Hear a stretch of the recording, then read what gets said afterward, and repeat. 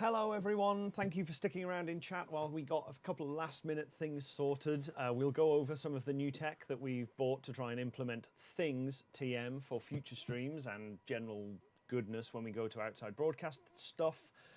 And the new studio with new lighting, which probably looks exactly the same as it did before. I couldn't tell. Is in a much more reliable format and with general better lighting for the room as well. As I was saying in chat, I have redone everything in here that I could physically lay my hands on. So it's been a busy couple of weeks to try and get everything sorted, and that's mostly why I've not edited any video. I did say earlier, it's quite funny. I'm pretty sure we're like 3 streams in a row of, oh, that was a big one. I think we're like 3 streams in a row now of Aid coming on and saying, I've modified everything. Yeah, and every time I'm like, wow, I modified so much stuff. And then the next week I found, oh God, there's even more stuff I can change, and I can change that, and I can change this. This one, not that you can see from there, but like there's so much 3D printed stuff in the roof. I joked in an episode a little while ago that a 3D printer's like a cursed hammer. Yep. Which, when wielded, makes everything look like a nail, especially your thumb. And I'm seeing an awful lot of nails around the place that you've hit with the hammer that is the 3D printer. Like basically, we've got this whole like cross gantry thing above us with like gear hanging off of it. All of it is like 3D printed brackets and stuff that Aid's been designing. So for like fair play. Main output is a little bit quiet. I'm just going to try and verify that on multiple people my PC as well to see what it's doing. I feel like we're 3 people. We don't. Don't. Yeah. I think we've narrowed the mic thing down to my mic, which is annoying because my mic is one of the better conditioned ones, so I'm pretty sure that's down to my soldering on the antenna that's causing that problem. Or I have beaten this mic up and it's not showing any signs of wear, and that's the actual, as in the microphone cable, and that's what's causing all of the rattly problems. All of the new hotness, all the new lights, all the new hardware and everything. Same microphones and mic packs. Pretty much. So, yeah. Professionals. But no, we're online. It's all good. I'm really happy to be here because the streams are always fun, and today has been, if I'm completely honest, a bit of a stinker. Yeah, this weekend, barbecue last night was great, but yeah, the actual work on the drive on the car has been demoralising to say the least throughout the last 2 days. Yeah, it's we had such great plans. Yeah, it's one of those fun days, like where the work was miserable enough that I think it got Aid and I both worn down to a point where we just ended up like bickering. Well, I wouldn't call it bickering, but like we ended up just basically having an argument, trying to do anything the stupidest stuff, but work on the car. So yeah, I'm actually kind of for once I'm kind of glad to just have the day behind me and like, okay, no, next time we'll be back. It'll be better. We'll get more good stuff done. We'll have better luck, and hopefully won't either break so much, or, well, we didn't really break that much stuff, but like just have a bit better luck, actually make more good progress. Because like most of this weekend has been kind of partly kind of discovering problems that we accidentally put into the car, or discovering. We'll start on like roughly what the problem has actually been. With the car stuff, we'll get onto that because there will be an episode coming. We have filmed an episode in amongst discovering all of these terrible things. But yes, so we got back from the show and discovered a couple of problems with the car. We all went to Berkshire Motor Show, what, a month ago? And came away with an award, as you may have seen on the channel.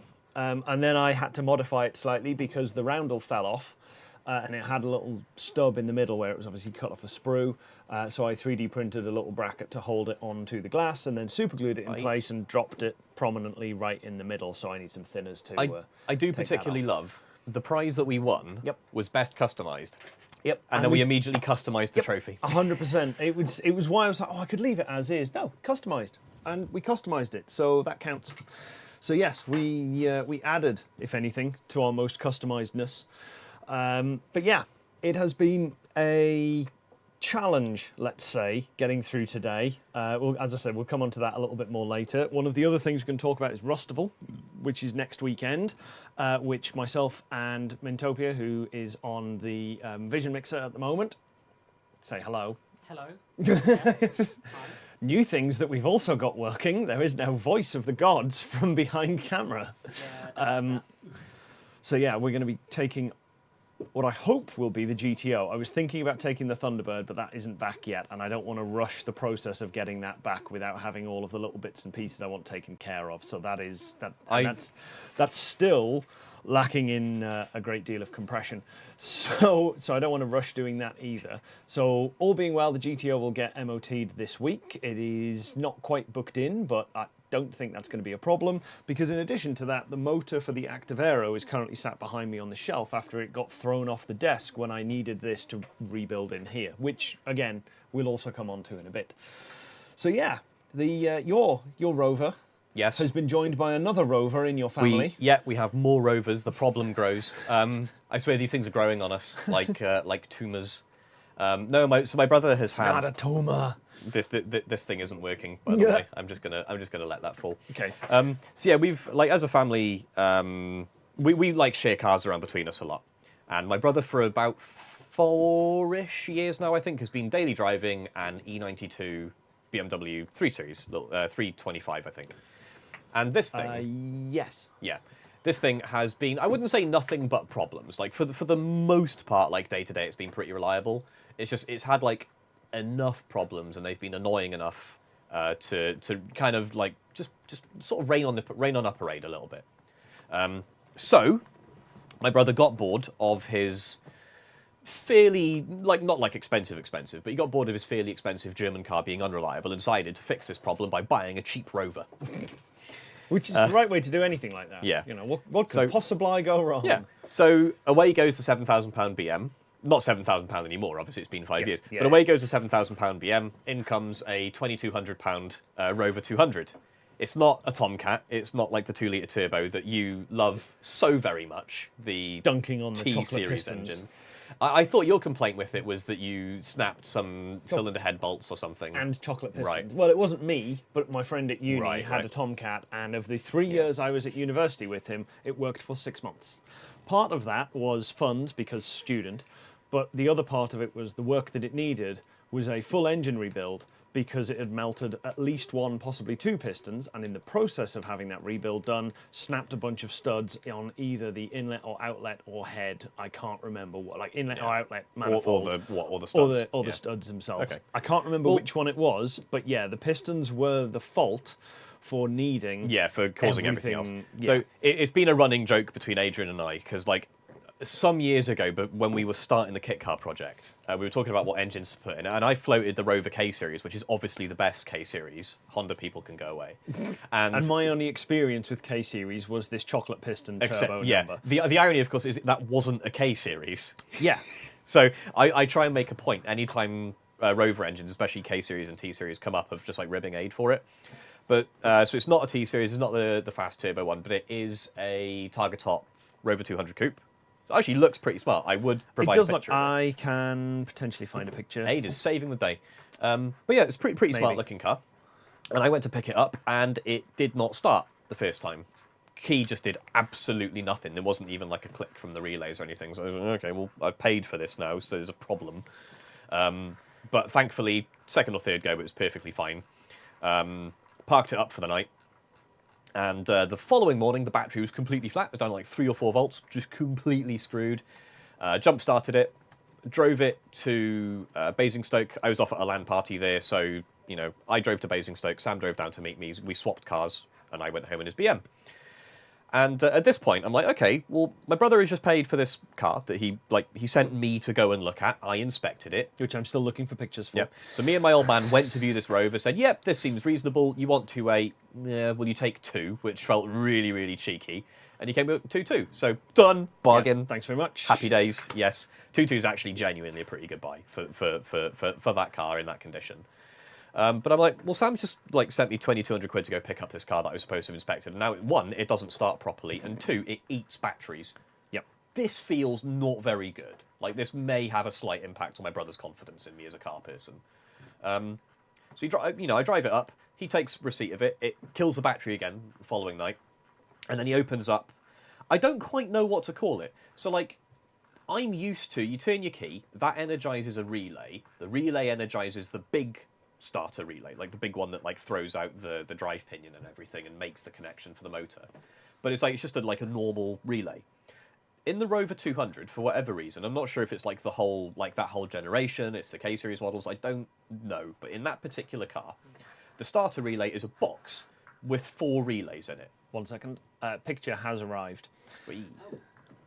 And so Sam cracked this thing open, looked inside, and noticed that one of the relays is a bit gooey. Cleaned it up, put it back together. It has had no problems of any kind since. And by saying that, I've just completely cursed it. You've cursed it, yeah. It's bugging now. It's gonna be dead. So no, he's been driving this thing around for a couple of weeks now, and is absolutely loving life.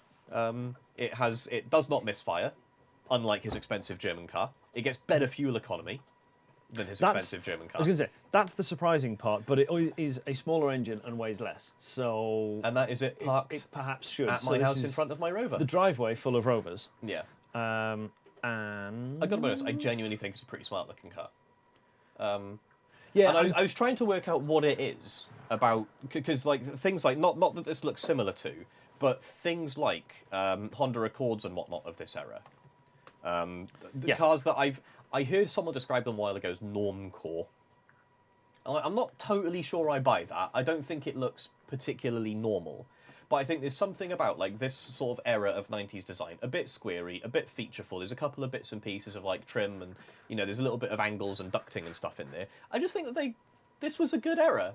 I didn't realise at the time. In the 2000s, I thought 90s were garbage. Maybe this is just the 30-year cycle of nostalgia. Maybe this is they're 30 years old, therefore I have to love them. Just looking at... I was trying to think. It looks a little bit more modern than the one I remember Andrew having. So this is the facelift version. But this is it. I'm the trying to bonnet find a non-facelift, but struggling. It shouldn't be hard. I thought if you search Rover 200, I remember on Wikipedia it's got pre and post, but it's they're a bit dry on Wikipedia. But no, that's been working really well for him. It's actually been more reliable and nicer to get around in than There's one with the original front design, which honestly, no. Not a big fan of the old. No, the original ones. So I do prefer. I'm not sure if you're able to get the pictures up. I do prefer the pre-facelift, just the way the bonnet kind of comes between the lights and sort of integrates with the yeah. I prefer. Not a fan. No. Nope. Prefer that grille. Yeah. 20. Yeah. Weird. See, I think of the grille. Right. This is probably a bit of a weird comparison to make. Do you remember? I can't remember. I'm not entirely sure this is the right name. I'm not going to bother with the name. Something or other Hicks in Cars, the green kind of antagonist of the movie.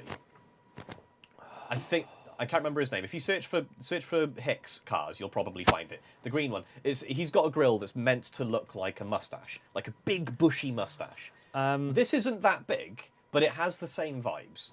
I don't like the grille. To me, looks like a mustache. No, I can see that. Yeah, it looks like it's been gone through, hasn't it? But yeah. In any case, probably just about the best 2,200 quid we've spent on a car in a while. Yeah. And also, because it's a K series, it's obviously famously reliable. It's never going to eat a head gasket. Never. The guy we bought it from knew nothing about cars. Absolutely nothing. We asked him, has it had a head gasket? He's like, what?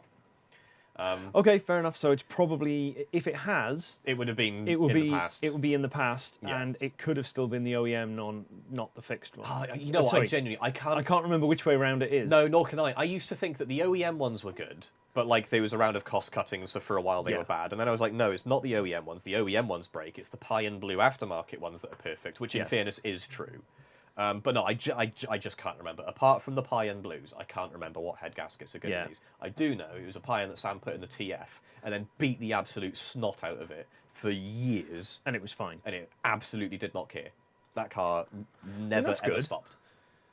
You expect if you put in the high-end thing that actually does... Yeah. That's supposed to be the better upgraded version. Yeah, and he did the proper stuff. He replaced the plastic... Oh, really, really stupid cost-cutting decision on some K-series. I can't remember when it started, when it ended or anything, but some K-series, they chose to locate the cylinder head on plastic dowels.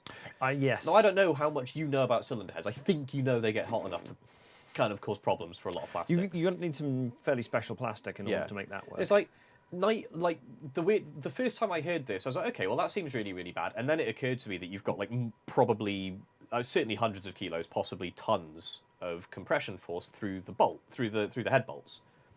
And especially in the K series, where the head bolts are a key structural element. Yeah. They're not just head bolts; they run all the way down through the block and hold a girdle in around the crankshafts. The whole engine is held in compression. It's a sandwich, effectively. The From entire top to thing, bottom, it is all in compression right the way through. And these head bolts are extremely well engineered. Like, jokes about Rover aside, like, unironically, these are genuinely really well engineered head bolts. And I'm like, well, surely if the whole thing is like clamped together this hard, how do the plastic dowels cause a problem? Like, you've got the things clamped together. They're not going to shift around relative to each other. And to date, I've still not had an answer for how it still has problems with these plastic dowels, but they do. Quite how is beyond me. But yeah, he did like steel dowels, he did the pie and blue head gasket. And what we're thinking basically with this, so doing the head gasket and the TF was, I'm not even going to say the word because it'll get us utterly demonetized forever. It was a proper nightmare of a job. And it was nothing wrong with the engine, it was just because of where it was sat in the TF. It's not a big car to begin with. There's not a lot going on behind the seats in there. There's little, it's not even a 2.2, it's just a two-seater. But in what little back end of car it had, there was a boot. Yeah. And it wasn't massive by any means. It was always surprising that the F, and the TF for that matter, still had not an inconsiderable... I mean, it wasn't massive. No, you weren't sticking like a proper big travel you're not putting a full-size suitcase in it. Yeah. But you are getting a day bag. Not like a day bag, I mean like a carry-on bag. Yeah. If not possibly two, if you're two creative vertically, with shuffling around. It's a fair bit of space in there, and you like that, and an engine and driveline and suspension and cooling and all the rest of the stuff. Especially considering the engine isn't optimized for mid-mount packaging; it's optimized to go in a bonnet, which is a lot bigger. So there's a fair bit of stuff hanging off this thing, and that was a proper bugger to get the head out of this little hatch. You had to half stow the convertible roof because where the roof line came down, the engine bay cover was inside of that. Yeah, so you had to. The boot was in order behind. to lift it, you had to get into the engine bay cover. You have to lift the roof. The back of the roof. The back of the roof goes forward. Then the engine bay cover can come off. Yeah. And then the boot went this way. Yeah. Yeah. And then you'd unbolt this hatch and take this hatch off. Yeah, another one of those. I understand why it's done that way. Given the constraints. Yeah, but it doesn't. But it doesn't make it easy. Yeah. But obviously on this, it's under a proper bonnet. And unlike the SD1, the bonnet opens the boring way. The bonnet opens front up, which as lame as it is, does make it quite easy to work on. And there's so much room in it. It's a very, very easy engine bay to work in. So even if it does blow a cylinder head up, it's probably like an afternoon's job at this point for us. We've done enough of them. And we'll just do it properly. Throw a pie and blue in, jobbed. Yeah. And it'll run forever. Yeah, it's just waiting for that time or getting ahead of it. So the only question we've got now, and I'm pressuring him into it, but the reality is it's a decent bit of scratch to do this. Yeah. But I keep pressuring him to one day, not like right now, but if he keeps the car a while, decides he likes it and wants to keep it going. Go to a company called DVA Power. Okay. Who they do have a website. It's quite easy to find. Yeah, for the princely sum of somewhere around $3,000, you can just have a 190 horsepower K series. And it's Genve throttle bodies, very big cam, a whole bunch of headwork and a new ECU. You said they have a website. It's very 1990s. Which in fairness, considering it's... For what it is absolutely perfect. It does the job. It definitely does the job. It has all of the things on it and costs. That is what you want from a given website. Yeah, and I do love it. It's just kit name or designation, what engines it goes on, how much power you make. Because they do for Caterhams, Elise, MGFs, it makes sense. So they don't specifically do a kit for a Rover 200, but they are as near as I can tell, they're basically the K Series experts. They may be someone better, but these are the ones that I'm aware of. These guys have built 320 horsepower K Series. Yeah, so top of this up list at the top, said 200. Yeah. Now I proven track record of 280. Oh, sorry, 280. Yeah, I don't they know. They might have a peak in threes, but that's Maybe. I guess that's probably their proven track record would be reliable. Yeah. Now, when they say at reasonable prices, I think that is reasonable prices considering you're getting basically 150 horsepower per all litre things considered out of a naturally aspirated engine. Yeah. 150 a litre is a very impressive number. I bet that's not very much fun to drive on the street. That'll idle at $3,000. So that's not as far as I want them to go. But the 200 horsepower kits, where it's basically just a bunch of bolt-ons and a replacement head, because they do a whole bunch of port work and all the rest. I'm honestly, 200 horsepower in that car, it weighs 1,200, 13, not even 1,300 kilos. I was going to say it's not heavy.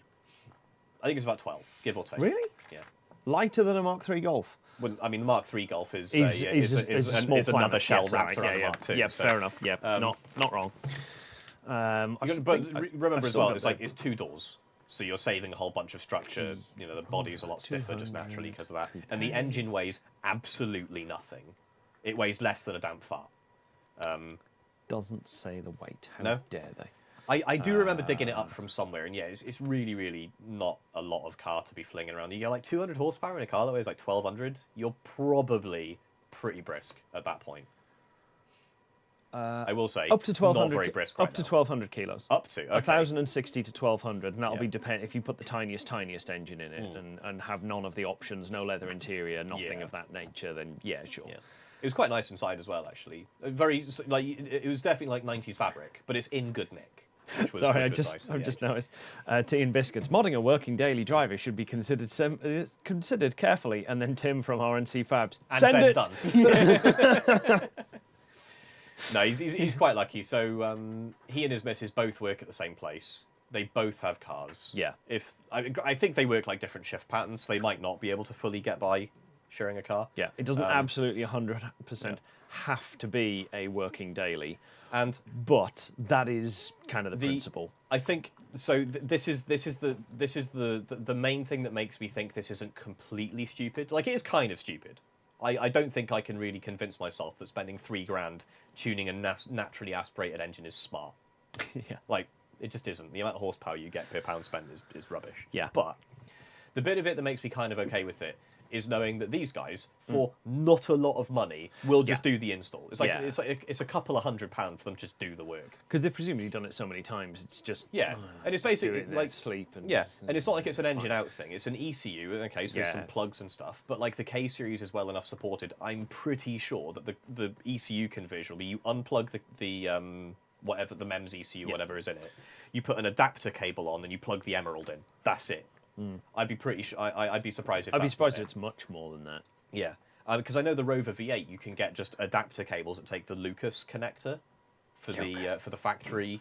I think it's secretly Bosch. You invoked L-Jet the Dark Lord. I think it's Bosch L-Jet made under license, which means it will have all the complexity and pain in the arse factor of a Bosch system with all the reliability of Lucas. You're like worst of every possible world. And just mentioning her Impreza GC8 that was heavily modified, but was also her daily. Yeah, it's fine. Yeah, I dailied my Golf for a good while. Yeah, that was sometimes challenging. Thirsty. It definitely ate a lot of fuel. Yeah, you've got quite short gearing on yours though, haven't you? Yeah, deliberately. It's intended as a track car. It has a 16-valve gear set, so 70 mile an hour is 32 to 3,400 RPM. So it's quite some, but that gearbox was originally meant for. Was it normally in a taller diff or something?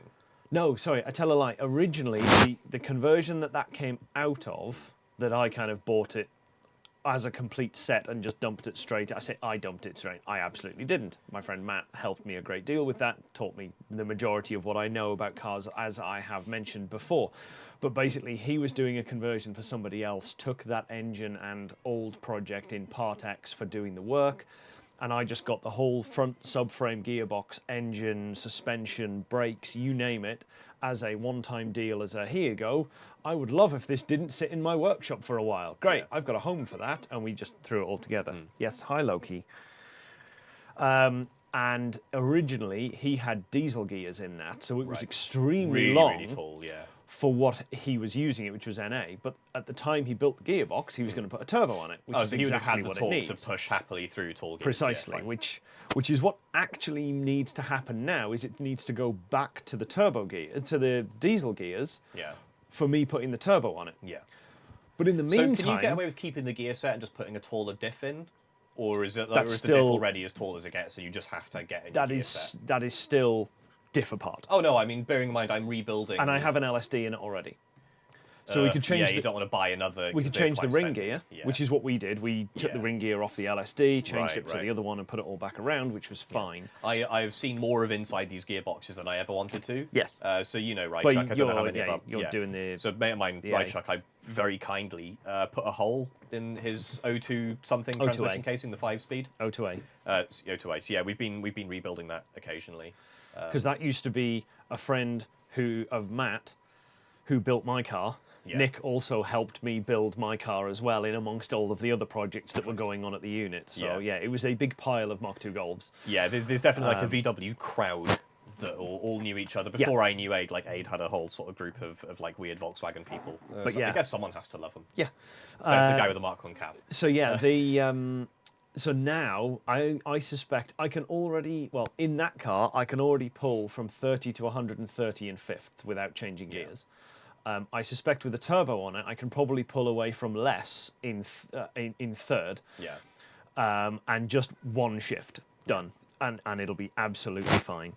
I think the best I remembered it. I remember being in a car for, which was definitely on an unrestricted section of German Autobahn. Oh, was, absolutely. Yeah, private test road. Yes. Yeah. No, Airfield. sorry, that was it. Yeah, Airfield. Was the old man's twin plenum ST1, his Vitesse that he had, which he pulled off in fourth and then ran out to the rev limiter. Yeah. Which is like 100 and 100 from and a little bit more. Yeah. Which I think was pretty good going. But to be fair, that had like V8 torque low down. Yes, yeah. Which is kind of cheating. Cheating, basically. Because as much as the VR6 for the turbo is going to be grunty. Yeah. I mean, well, like V8 torque, like, is kind of a myth. The VR6 probably actually breathes a lot better low down. But most of your power and your torque will be coming from the turbo, which obviously you're not going to have at idle. Yes. There's a decent chance it makes every bit as much power NA as the 3.5 V8 did. Was it like 200-ish? 200, yeah. Well, it plus was, or minus. they came in two flavours. Yeah. 170 and 190. Oh, okay.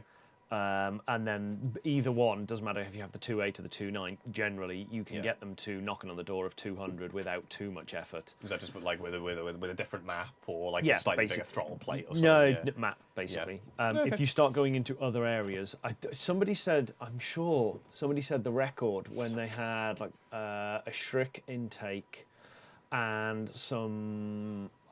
want to say it's like 268-degree cams, but I could be wrong. That's not a very big cam. I feel like if you shoot for big power, it'd be a lot more than that. It might have been 270s. Okay. But the most like 285 is like a fast road sort of cam. The most you could practically get out of the NA was something like 210, 215.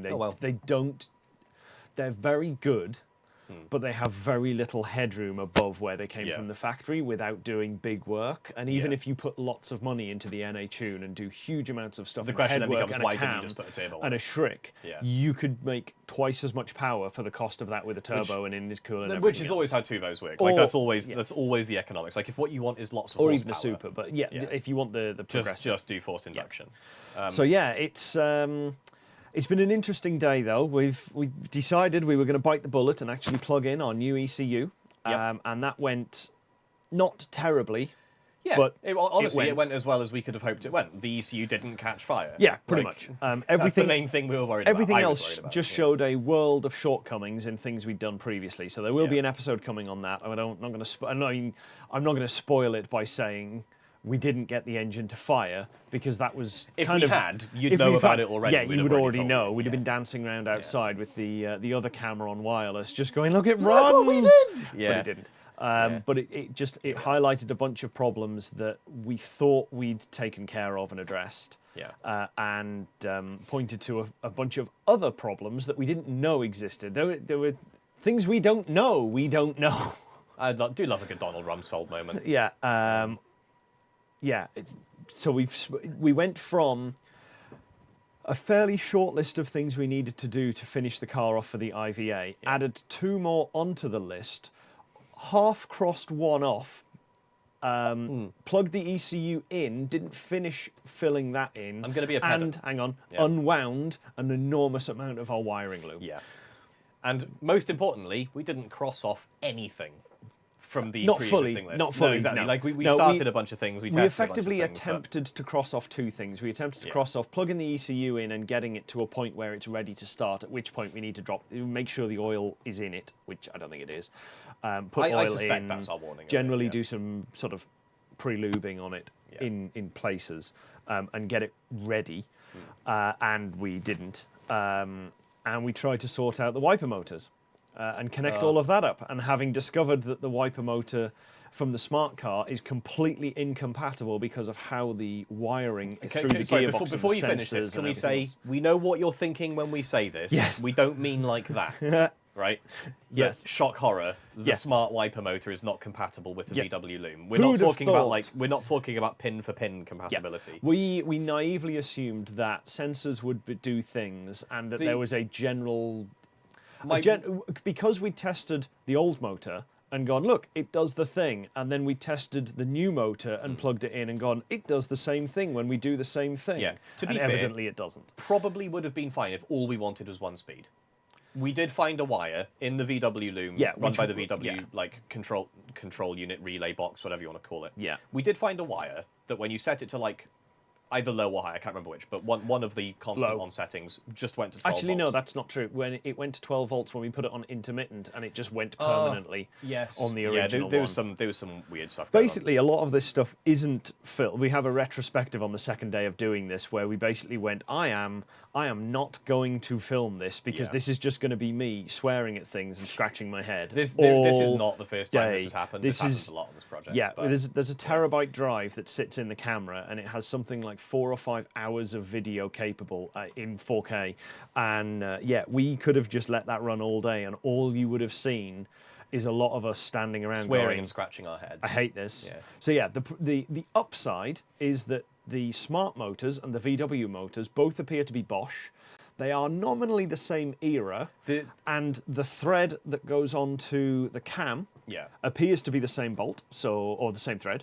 So hopefully it will be the same indexing as well. And the 3 mounts that put it onto the bracket are exactly the same layout. It's 45mm on centre in a triple arrangement. So the dream should be good. To be fair, as convenient as it sounds that the motors are similar sizes, we're not actually planning to like pull the motors off and swap them, because that'd be quite useless because none of the control logic is in the motors. Yes, what we're going to do is hopefully take the entire like motor and gearbox unit off of the smart mechanism, but keep the smart mechanism because we've already got the wiper pivot points and everything attached. Well, yeah, to they're the on the car. outside edge. It just means that we could have done it a whole different way, and if we had done it that way, we wouldn't have been so stuck with the fuel tank being where it was. Yeah.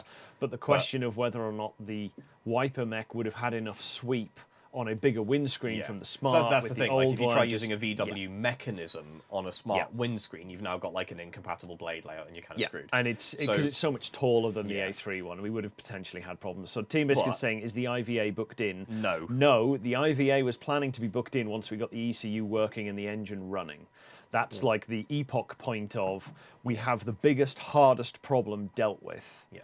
And from there, now we can move on to the sort of frantically putting all of the last bits together that we possibly can to get it ready for that with a deadline in mind. Yeah, the dream is that having a deadline will light a fire under our asses. Because as much as like I always say, I'm really looking forward to getting the thing done. Because like in the nicest spot, and I promise this is nothing against you. This is nothing against the channel. I am kind of tired.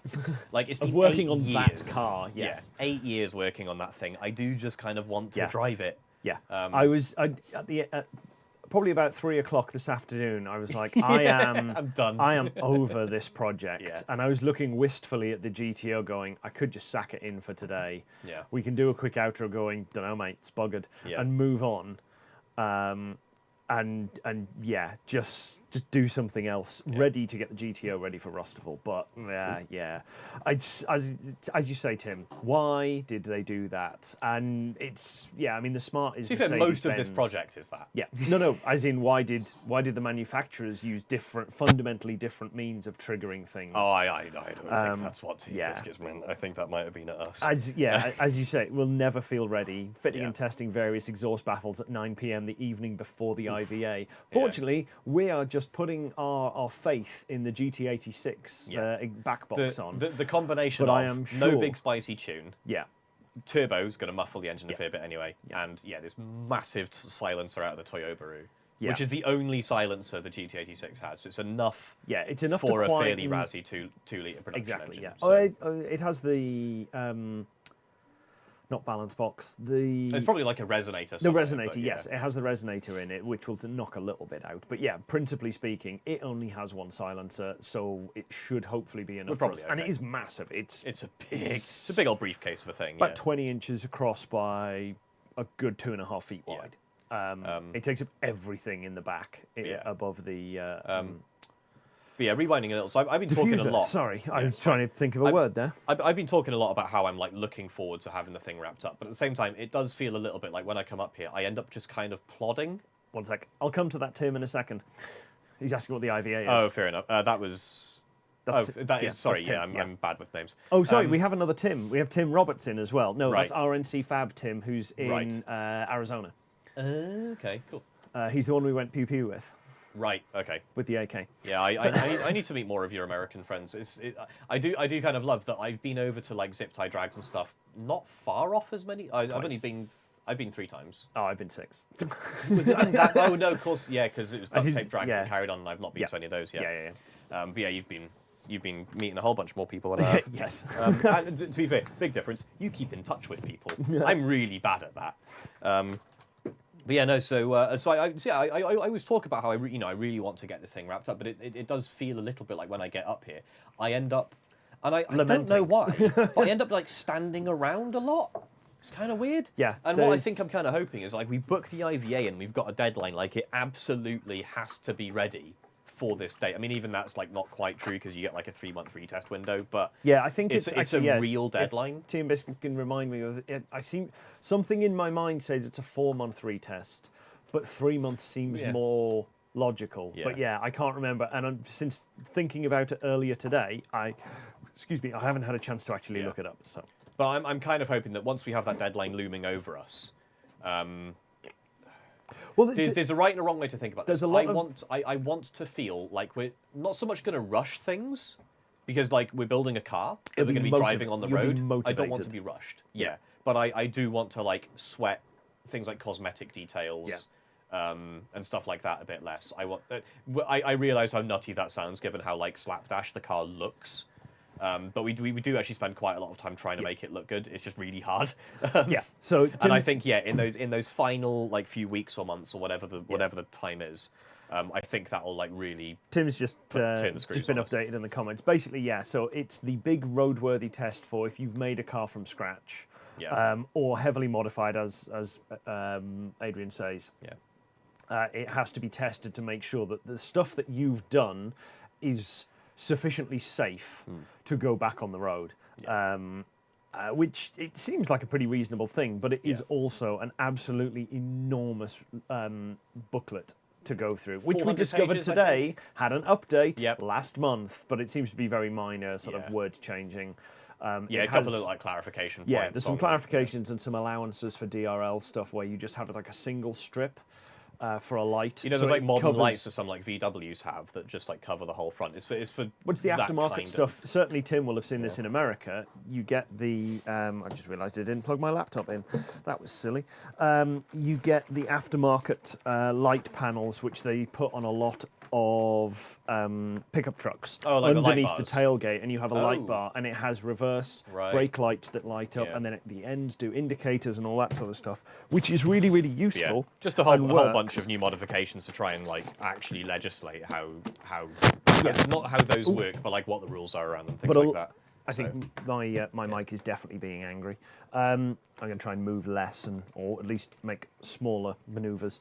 So it's things like, because a lot of people have bought them off eBay or Temu or whatever you want because they're dirt cheap and they're just an LED strip that you plug into things and it does stuff. I don't know. I think a lot of stuff that was on Pimp My Ride would probably get away with it. But yes, if you turn things into a tractor, tractors do not need an IVA. I'll be honest, we might have a hard time selling that. Put some 84-inch... put longer suspension arms so that we can put big knobbly tyres outside the bodywork, and then we're good. Barley pictures from Scrap Heap Challenge would be fine. Oh, yes, yeah. Proper job! Yeah, basically that. You'd probably be surprised with your rat rod because... I haven't seen it in a little while. The test is more permissive than I think most people would expect. It's particular about stuff like where your headlights have to be to make sure that like you're not going to be blinding people, and it's particular about like sharp edges. So like if you were to hit a pedestrian, you wouldn't be able to cut them in half. I think the sharp edges. I'm going back because I have a picture of Tim's rat rod from one of the duct tape drags episodes from a couple of years back as the thumbnail. So I can put it up and. just need to find the video. But like, if you anyone who's seen our episode from Kitfest, which Aid went to a couple of months ago now, isn't it? Okay, you're going to have to forgive the quite so pixelated nature of this. Yeah. But I'll be brutally honest to him, this thing ain't going to pass. Oh yeah, no, that's yeah, it basically that ain't so making it. in order for the very short answer on why that wouldn't pass is the tyres are open. They have to have some amount of fender on. It's like the to top cover them third up. of them or something. If you were to view them vertically, you're not yeah. allowed to see tread. You can see like No, sidewall and it's, stuff. it's an arc around it as well Yeah. as the width-wise. Sorry, I was thinking, yeah. And as much as the grille and the headlights are fine, the suspension arms are fine at the front. The edges around I suspect the body, bulkhead will. Yeah, the not- edges of the yeah. bulkhead will probably be. There's be like one. radius rules. You can't have like sharp edges. I think I genuinely think this is a huge. I haven't looked at any of the reports, but I think the sharp edge requirements for British roadworthiness are a good chunk of why the Cybertruck isn't available over here because it's sharp creased edges. Yes, on the bodywork. Yeah, Yes, yeah. it is. Yeah, I mean, there was a guy who showed people around his Cybertruck, and he slit his wrist open on the front wing in a video whilst he was like, "Oh, and it's so good," and he went like that up the edge, and he slit his wrist open. Not like horrible. hugely deep and No, problematic. because he wouldn't have been like pressing into but it or like anything, enough that a very gentle nick, yeah, it Jesus. drew a significant amount of blood for what it was. Considering this is the edge of a panel that will On a ultimately production vehicle. potentially hit Yeah. pedestrians, like Yeah. this was a problem. Yeah. But yeah, I think this is obviously kind of an oversimplification, but the thing is, like, if you think of your car hitting a pedestrian and going like, the pedestrian is dead, yes, you're that's probably probably not gonna passing an fail, IVA. yeah. But yeah, you'd be surprised. Like the turning radius of some stuff here does get away with it pretty well. You'd have a hard time in London. Yeah, that would probably be as bad as it is. But even then, normal cars don't qualify for London taxi status because they have too small of a turning radius, because one of the requirements to be given a Hackney carriage licence is that it can do a U-turn in a 2-lane, which is why the Mercedes Vito 9-seater has a special taxi version, which Rear an wheel extra steer. rear wheel steering that is really noticeable on the back, to open it all up so it can actually get round in that, and then it can be used as a Hackney carriage. But they were so desperately unreliable in those racks, they stopped making those. But yeah, London's the worst case. I think you could definitely get around most of the UK. We have like But yeah, normal but limo that's- services and that's- buses get around, so yeah. like you'd be fine. But that's specifically because of the nature of taxis in London, where somebody will flag and go, "Oh, I need to go the other way," and they just have to hook it around and go. So there are limits, but they're rear-wheel drive for that, so they have that a is- huge amount of acumen. The to get important thing is across that is only for taxis. It's only you for- can still drive a normal car in London. Well, no, that's only for very specific Hackney taxis. carriages as opposed to private As hire opposed to vehicles, private not- hires, you yeah, can use a normal yeah. vehicle for private hire as you wish, but you won't qualify for the Hackney license, which is a whole other thing that I'm just not going to get into. You want to though. You're thinking No, I about don't, it. because I don't know enough about the fair. differences. But no, like, honestly, you could have the turning circle of an ocean liner. You'd be fine in most Yeah, of it. you'll get around most places. There's plenty of mini roundabouts that even my 2014 A6 can't do a loop around and get back on without doing a quick 3-point turn in order to get round. It's not, and people are generally forgiving. Other than, why would you turn round there? Because I have to. Suck it. I think the one that's kind of surprised me is, so my old man, obviously you've seen it, quite a few of our viewers will have seen it. I don't know who, obviously no idea who, but my old man's got a 1962 Thunderbird. That does not turn on a dime. No. None of them do. Yeah. Mine doesn't So- either. When we've had it at full lock, it's still Yeah. a bit of a, ooh, this is a very boaty, but then the wheelbase on that is the thick end of 3.5 Yeah. meters, which So- is longer than some cars here. He's iffy about where he takes it, mostly because like we've got a lot of country roads that people rally around fast. Like And- people go and that's not- charging around And our that's country not roads. organised rally. No, no. That's just, oh, I'm going to go out for a blast, do Yeah. some A-road Yeah. A-road cruising, which is perfectly normal. Oh, cruising down the A roads, no Yeah. problem. It's The when problem you, is you get into the well, sorry, B-road blasting. Yeah. But that's why I couldn't think of B-road blasting, because I Yeah. said A-road. Yeah, you get a lot of people like that, and even when the road is 1.5 car widths. Yeah. It takes a special kind of zoom Yeah. coming the other way to really go, oh, yeah. Yeah, And you've got like local kids who live on farms who've been driving on these roads since they were 11. So they know them. They know them inside out, upside down, back to front. Yep. There's guys back in Pembrokeshire, I'm pretty sure I could blindfold and they would still be able to do a billion mile an hour around these roads. They like just grazing every hedge, perfectly They just apexing don't every expect corner. a bus coming the other way. And that's why Dad's iffy about where he takes the Thunderbird. Yeah. It's nothing to do with like where the car can maneuver around. It gets around everywhere. It's other people He's suddenly worried. finding themselves. Yeah.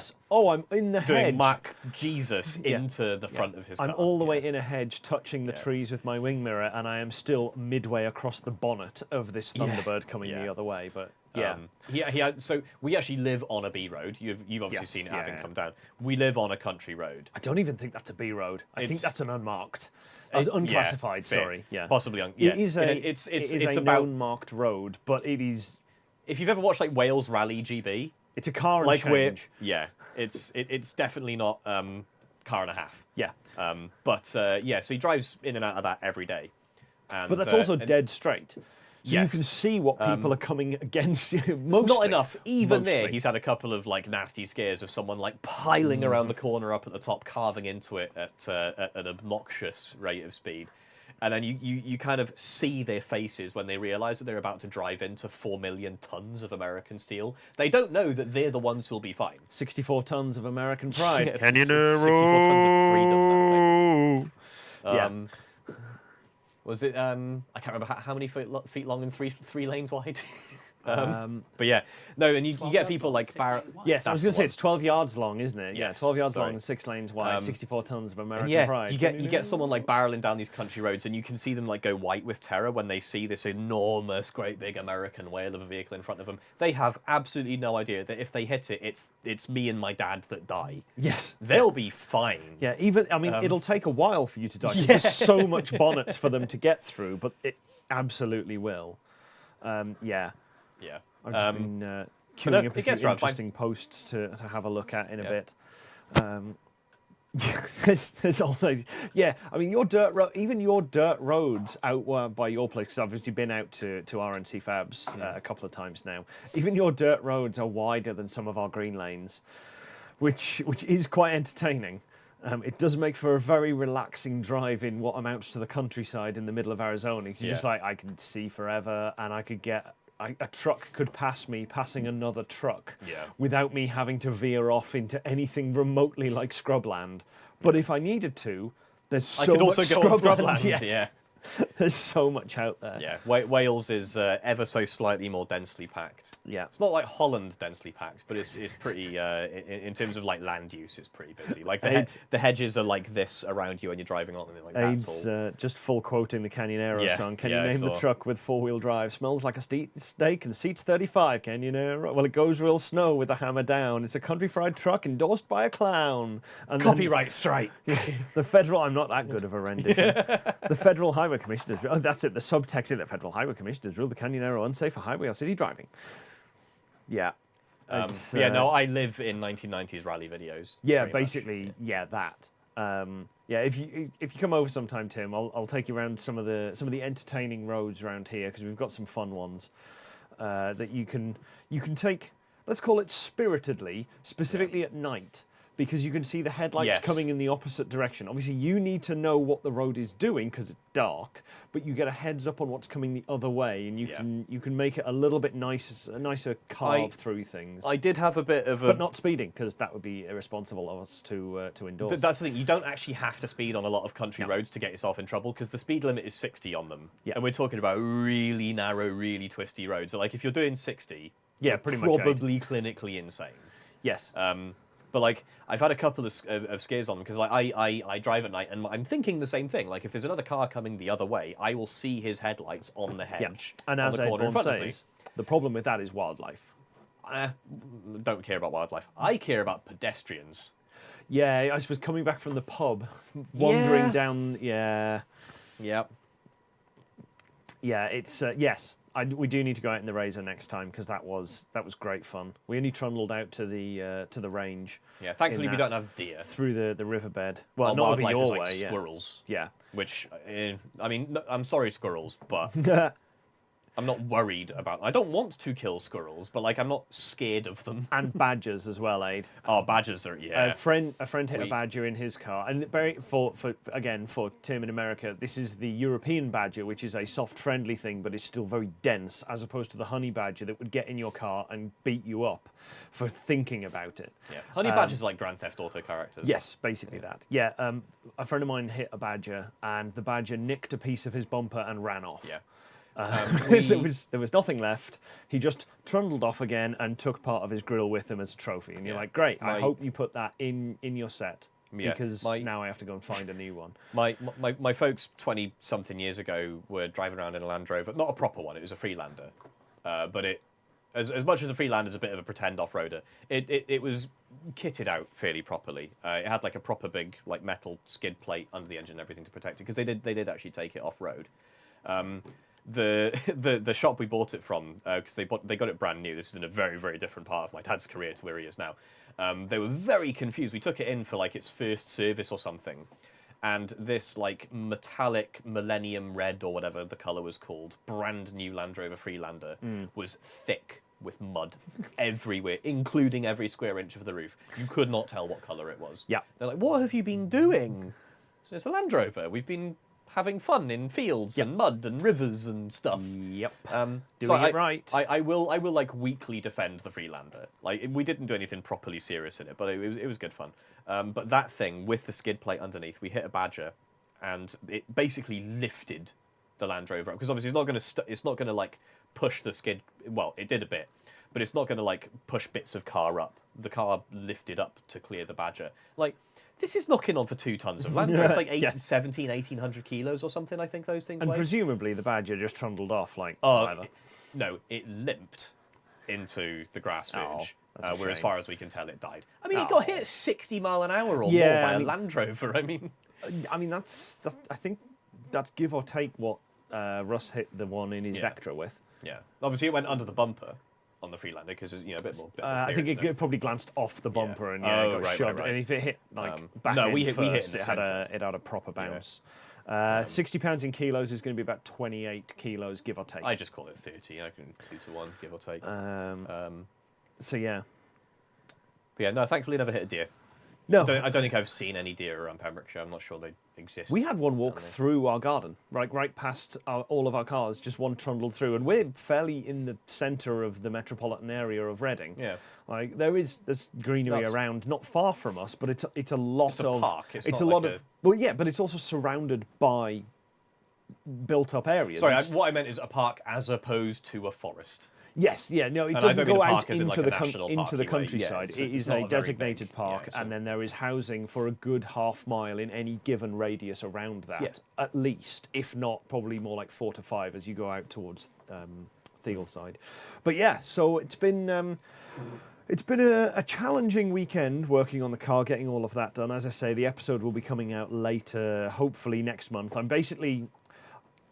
going to come on to the where have we been all of August, at least for the benefit of all of our patrons who've gone, we paid for things, and have had virtually nothing out of me. There's a couple of videos in the can. There is some historical stuff, including actually from various trips where we went over and saw Tim, that need editing to get stuff out of from there. I'm sure our patrons are much too nice to ever expect content in exchange for their donations. Yeah, well, I hope so. We depend on it because they might be a bit out of luck.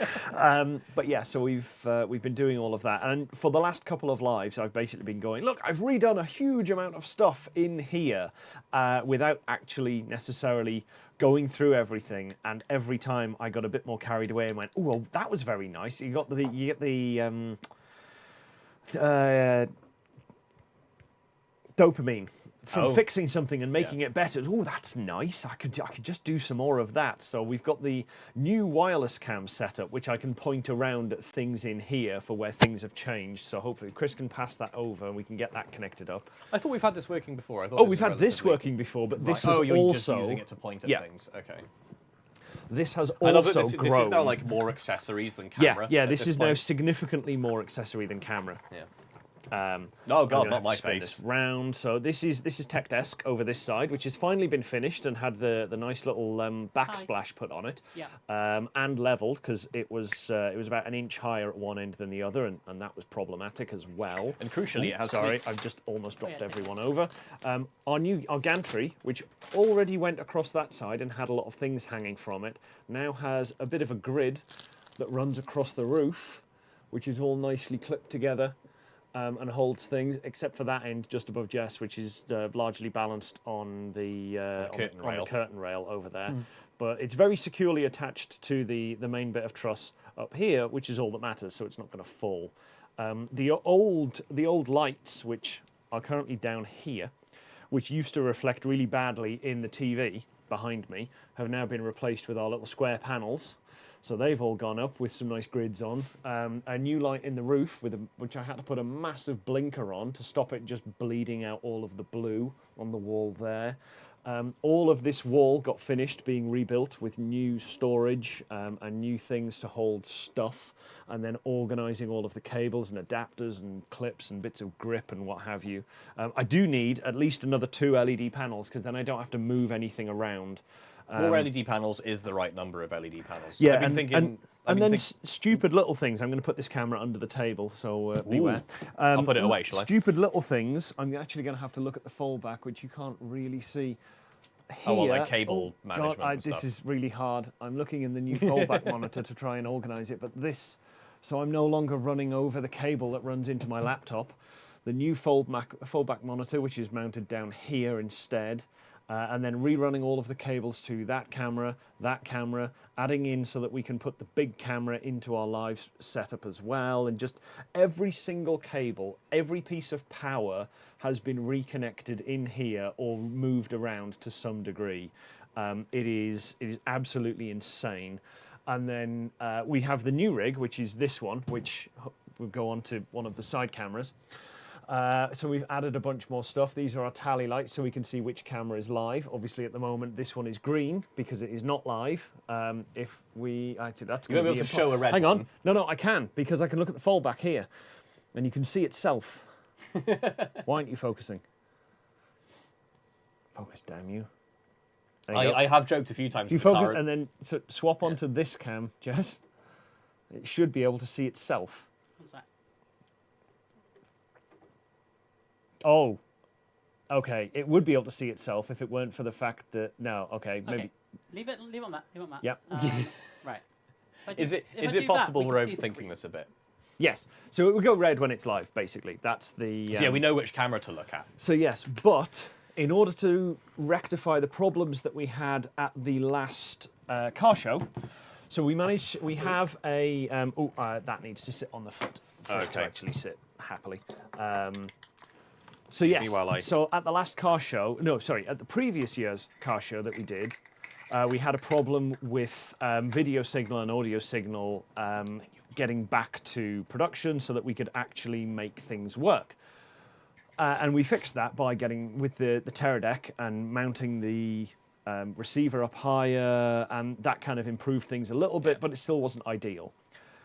Then this year we forgot to do any of those things. No, we had the Teradek. Oh, the that was all Teradek was perfect. high. Yeah, that was fine. So this year we had excellent video range, and unfortunately completely neglected to think about the range from these mic packs, which sit in pockets and sit down by the side of tech. So we've now rejigged like 50 meters or something, I think, of audio. We've rejigged the entirety of everything and got 2 new broadcasts, which is what all the antennas are on the top of that camera. So they have a 400-meter range, and now when we're doing outside broadcast stuff, microphones from whoever's in front of the camera wandering around goes into the camera, so we're not relying on the range from the little Sennheisers, and we're keeping audio and video synced properly. Goes into the new transceiver. I'll be honest, I've used this harder and I had a hard time following your description of it. And then we have another I fear setup for our audience trying to track it to at home. feed back the other direction, which is what this is that Chris had. I've been having trouble with because I don't do well with in-ear headphones. His headphones won't stick in, but now we have talkback comms, so we can actually converse with Jess on an independent channel into my brain, so that she can tell me, "Shut up. Stop it. Stop talking. We need to wrap up. You are too many tangents." So yes.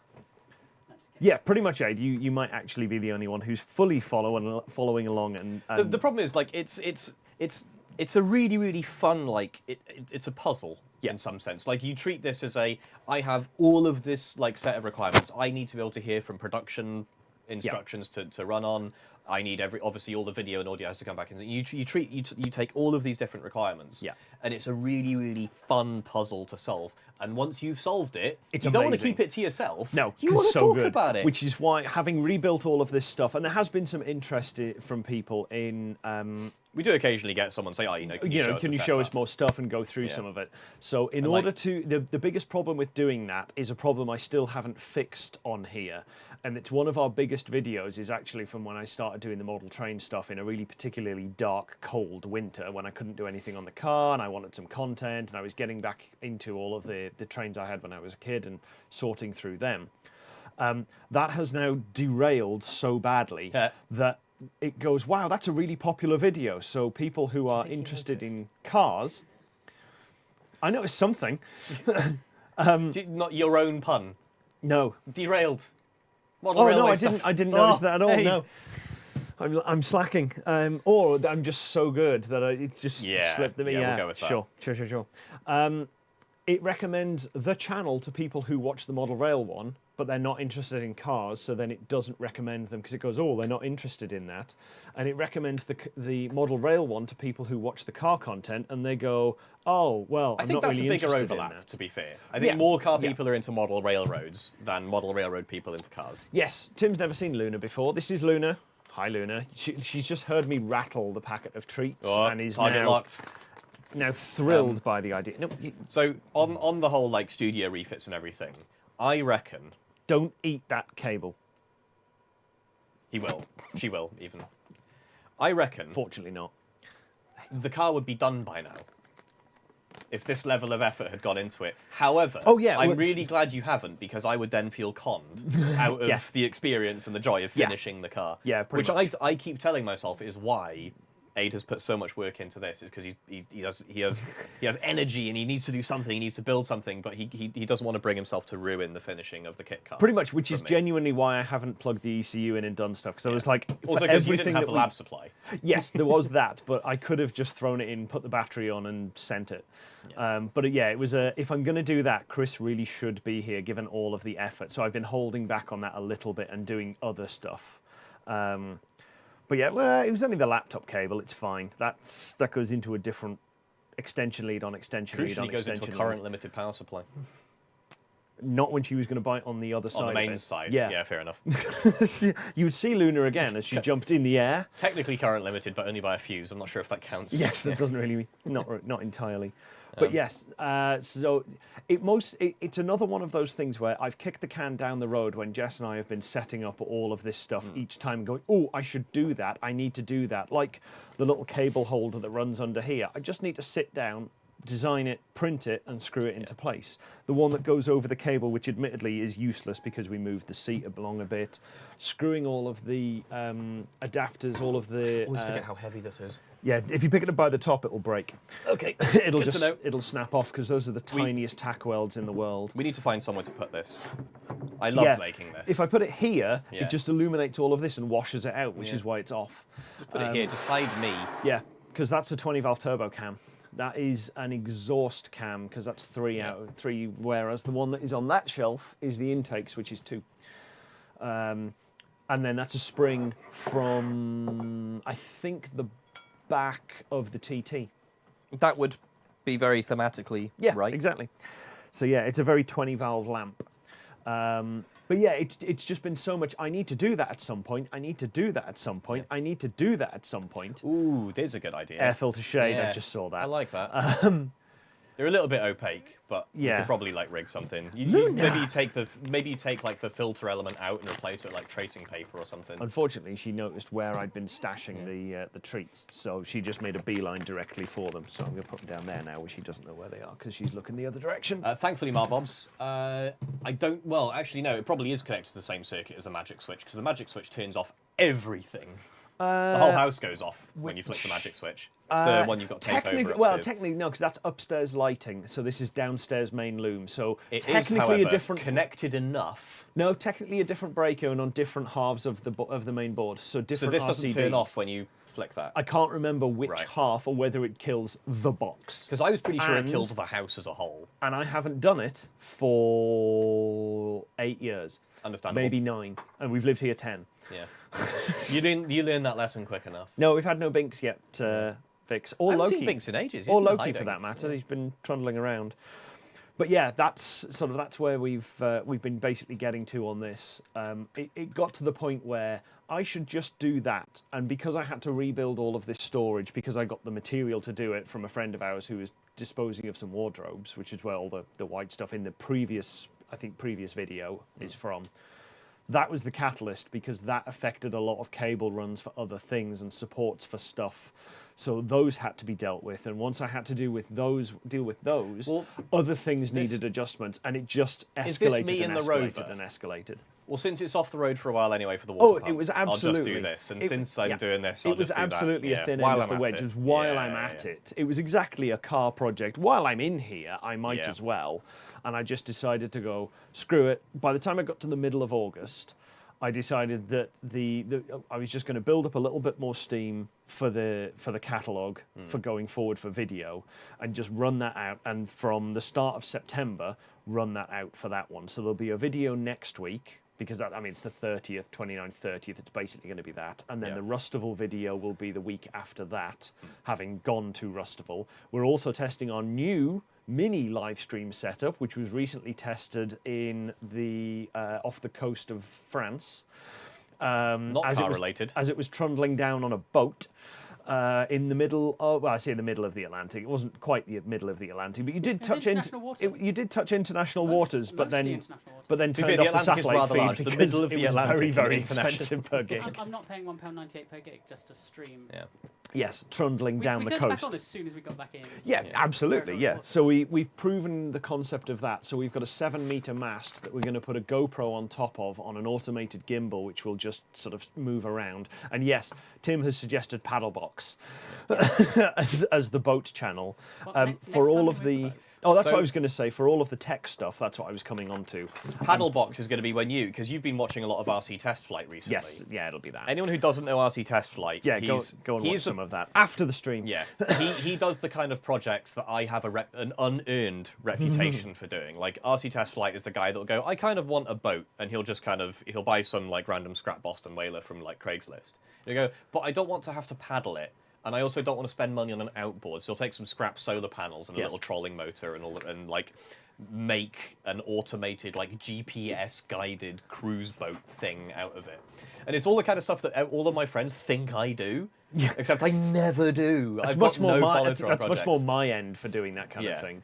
But yeah, so the plan yeah, the plan is to basically spin up a couple of additional channels, which aren't really going to be a focus. They're not far from it going to have I mean, a the lot last of thing we need is content more made. distractions tying up our time. It's just when things come along, they'll go in. So there'll be PixelBox, which will be all of the video stuff, which also goes to my main business, which is called Work in Pixels. Would you believe that with all Which this is for gear, having- Adrian actually does production professionally? which is what the majority of this has. A 2,500 subscriber channel, or indeed less when I bought most of this stuff, does not cover the thick end of about, well, that camera's 10. That camera's that one on. That camera's at the thick end of 10 as it Jesus. sits there. Maybe actually probably a bit more than that. It's probably closer to 12. That one is just under $1,000. That one is new off the shelf. So to just cut in and answer Livid's question, I wish I did projects like that. No, I've got like. I don't know where these people find the time. I mean, RC Test Flight probably just is full time on the channel because he's got like. I believe he is. Yeah, I think But that is. And I'm now it's just because he's. Chris, we lost your audio. Ooh. Ooh. Ow. Did you lose Let's mute batteries? that. I think I did. Okay. Sorry, I what? thought this one had healthy batteries. We've been doing. Yeah, we put what we thought were brand new batteries. It wouldn't be a PedalBox stream if it didn't have some iffy batteries. Yeah. Stick them in. There you go. Chuck us the old ones. I'll throw them into the. All of the old batteries that we keep cycling out have now gone into my my lights and such. for when we're doing stuff outdoors, because they are absolutely perfect for that. As long as they're above about 1.2 volts, I can get away with a couple of hours worth out of 6 of them, which is also amazing. TV remotes as well, perfect. Yeah, it's been a very long time. I mean, a couple of weeks ago in Discord, notwithstanding. Yeah. But yeah, no, I definitely, I mean, obviously, yeah, Marbobs has mentioned my battery-powered desktop PC. That's kind of like the one wacky thing I've built. Yeah. Like, I have built. Like, which is the plenty kit car and stream famous.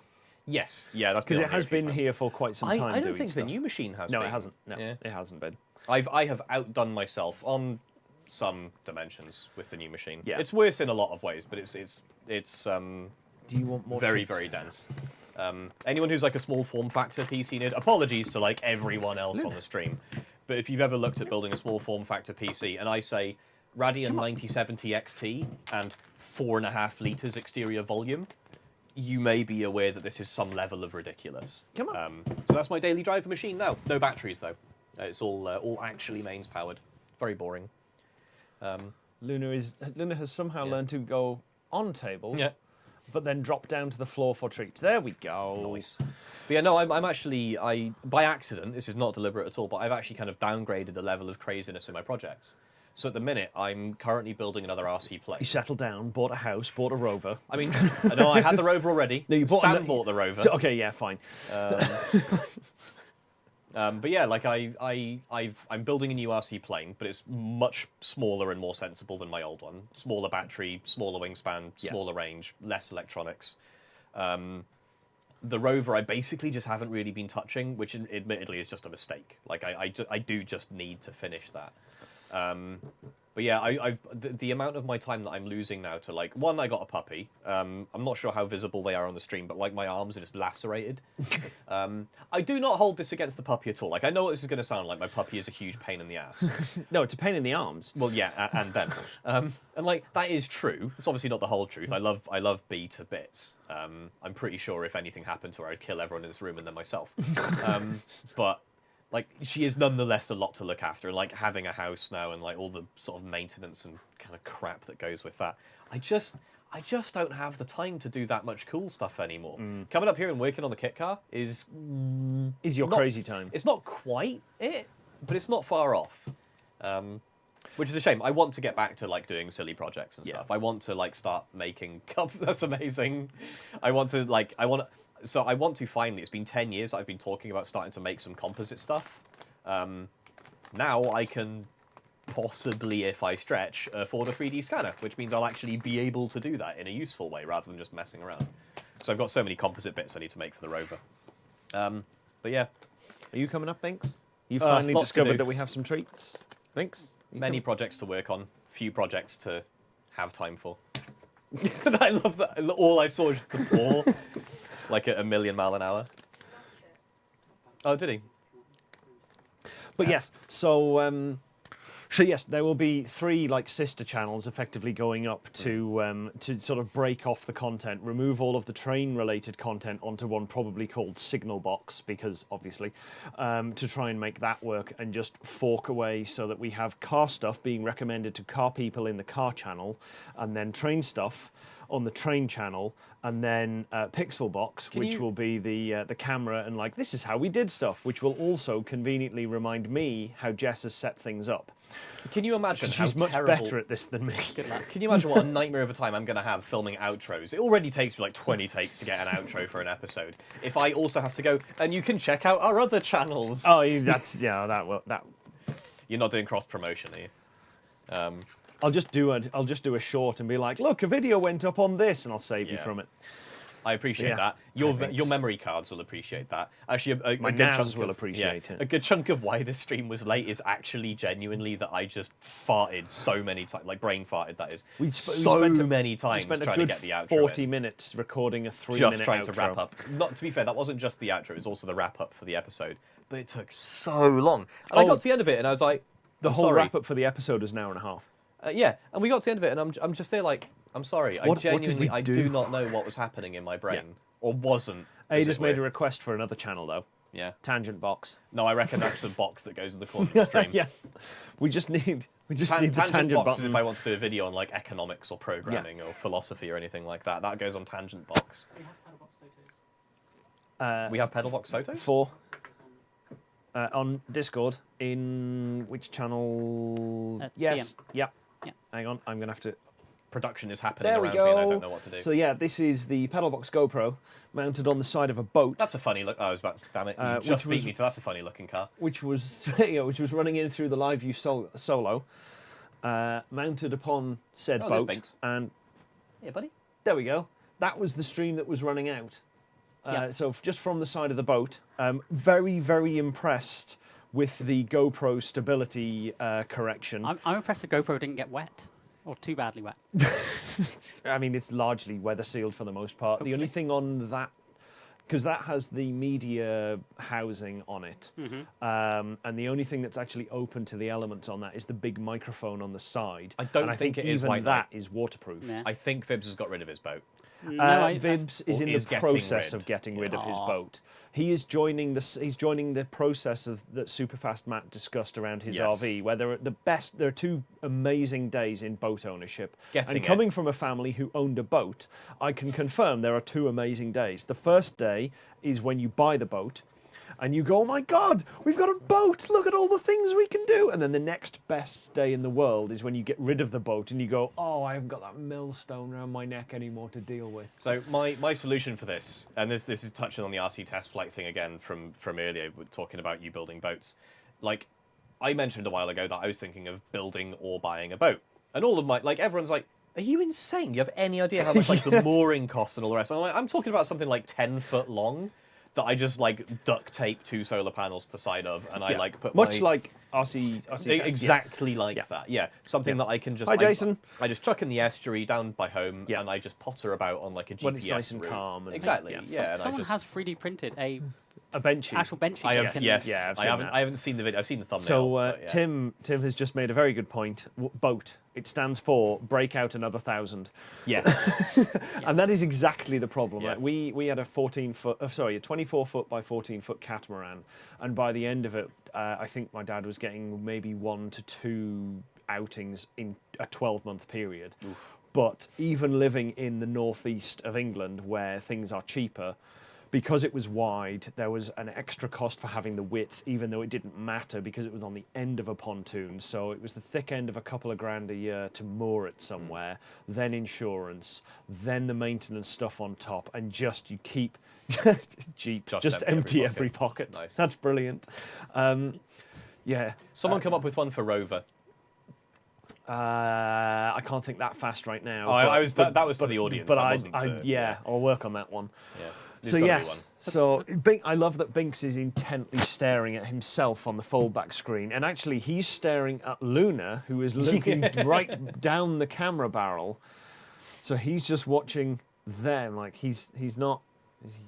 Aid asking, what about a plane? It's like, no, I have one plane with a 2.5 meter wingspan. That is already too much plane. Lotus, obviously, lots of trouble. Yeah, no, that's serious. well known. Yeah. Which Rive has just experienced with his that we have had on the channel. £7,000 No, exhaust. that's old news. No, this is new. He needs a headlight. £2,000. Jesus Christ. Yeah.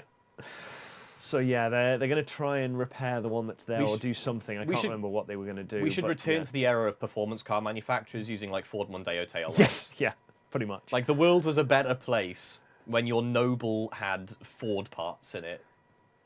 I mean, maybe apart from the engine. Oh, maybe... Rover, really one vehicle everyone regrets. It's a little bit of a stretch, but it's the best I've heard so far. There's got to be something about repairs in there. I can't get head gasket in because there's no H. Yeah. But yeah, it fits. Yeah. It works. So yes, there'll be some sort of forks off from that. But I've got a few interesting things that I've found recently, and one shout out to a friend of mine when I find it again. You're really doing me. I was on the internet and I found this.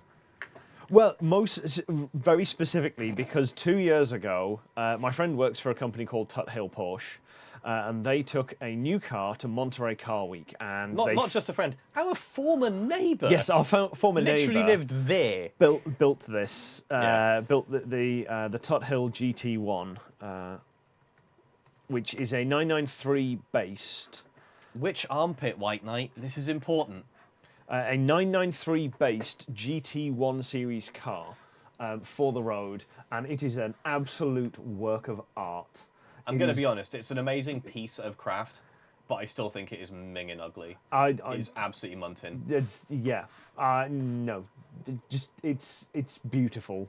It's what a 959 could have been if they continued doing stuff. And unfortunately, they flew it out to Monterey like 2 days before Monterey Car Week started, and it was papped on the ground one as it was coming off the plane or something? On the ground in LAX. Somebody who was also on their way out looked out of the window, went, "Huh, that's interesting." Snapped a picture, hit Instagram and Twitter, and every car review went, "What on earth is this?" Trying to work out what it was, and then they turned up and went, "Yay, we've done a thing." Unveiling this thing that everyone's already seen. It was us. And it happened again with their Porsche-powered Mayor's Manx that they took out.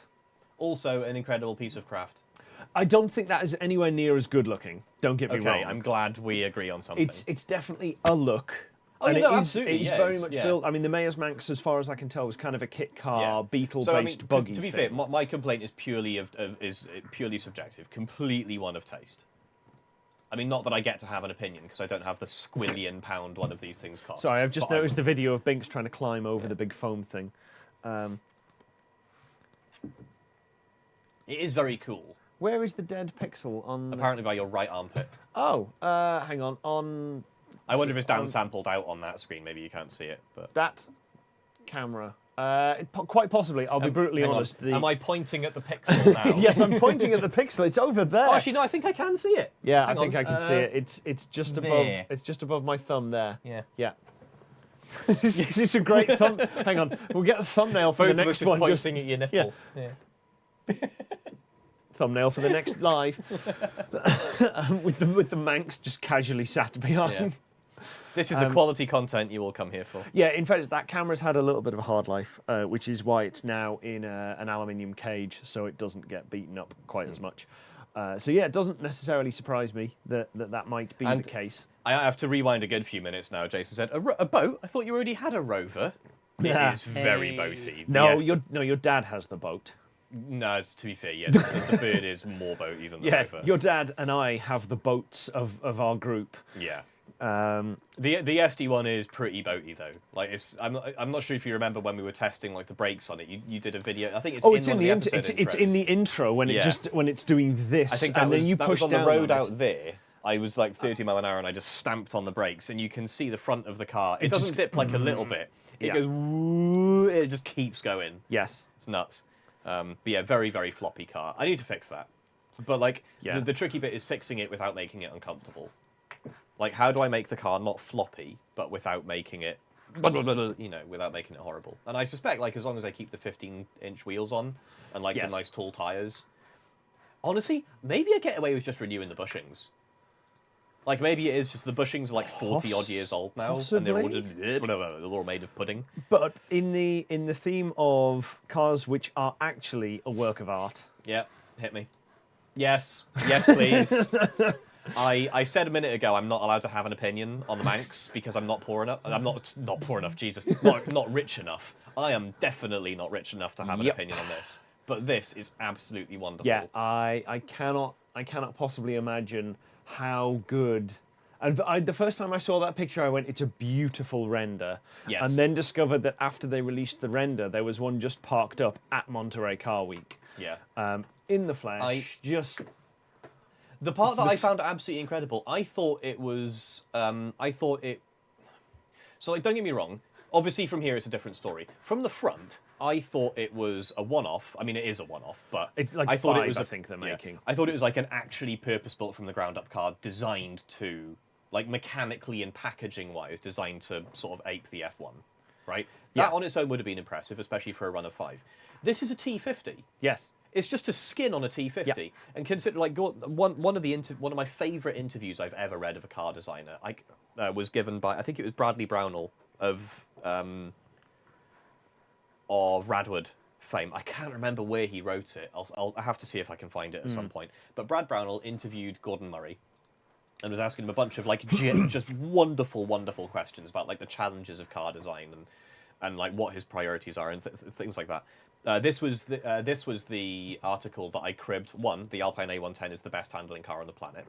Okay, not the grippiest, not the fastest, but like the nicest feeling best handling. All round. It has comfort and handling and. So that was the one that when Brad asked if you could steal the handling characteristics of one car to put in yours, what would it be? And he didn't say my car. He said the Alpine A110. Yeah. Which I think is incredible praise from the man who designed the T50. I mean, obviously he didn't do it completely on his own. He has a team. Blah, He's blah, not blah, a one-man band. Usual but thing. yes. But like basically the guy who brought us the McLaren F1 and the T50 and a whole bunch of other like just frankly incredible stuff.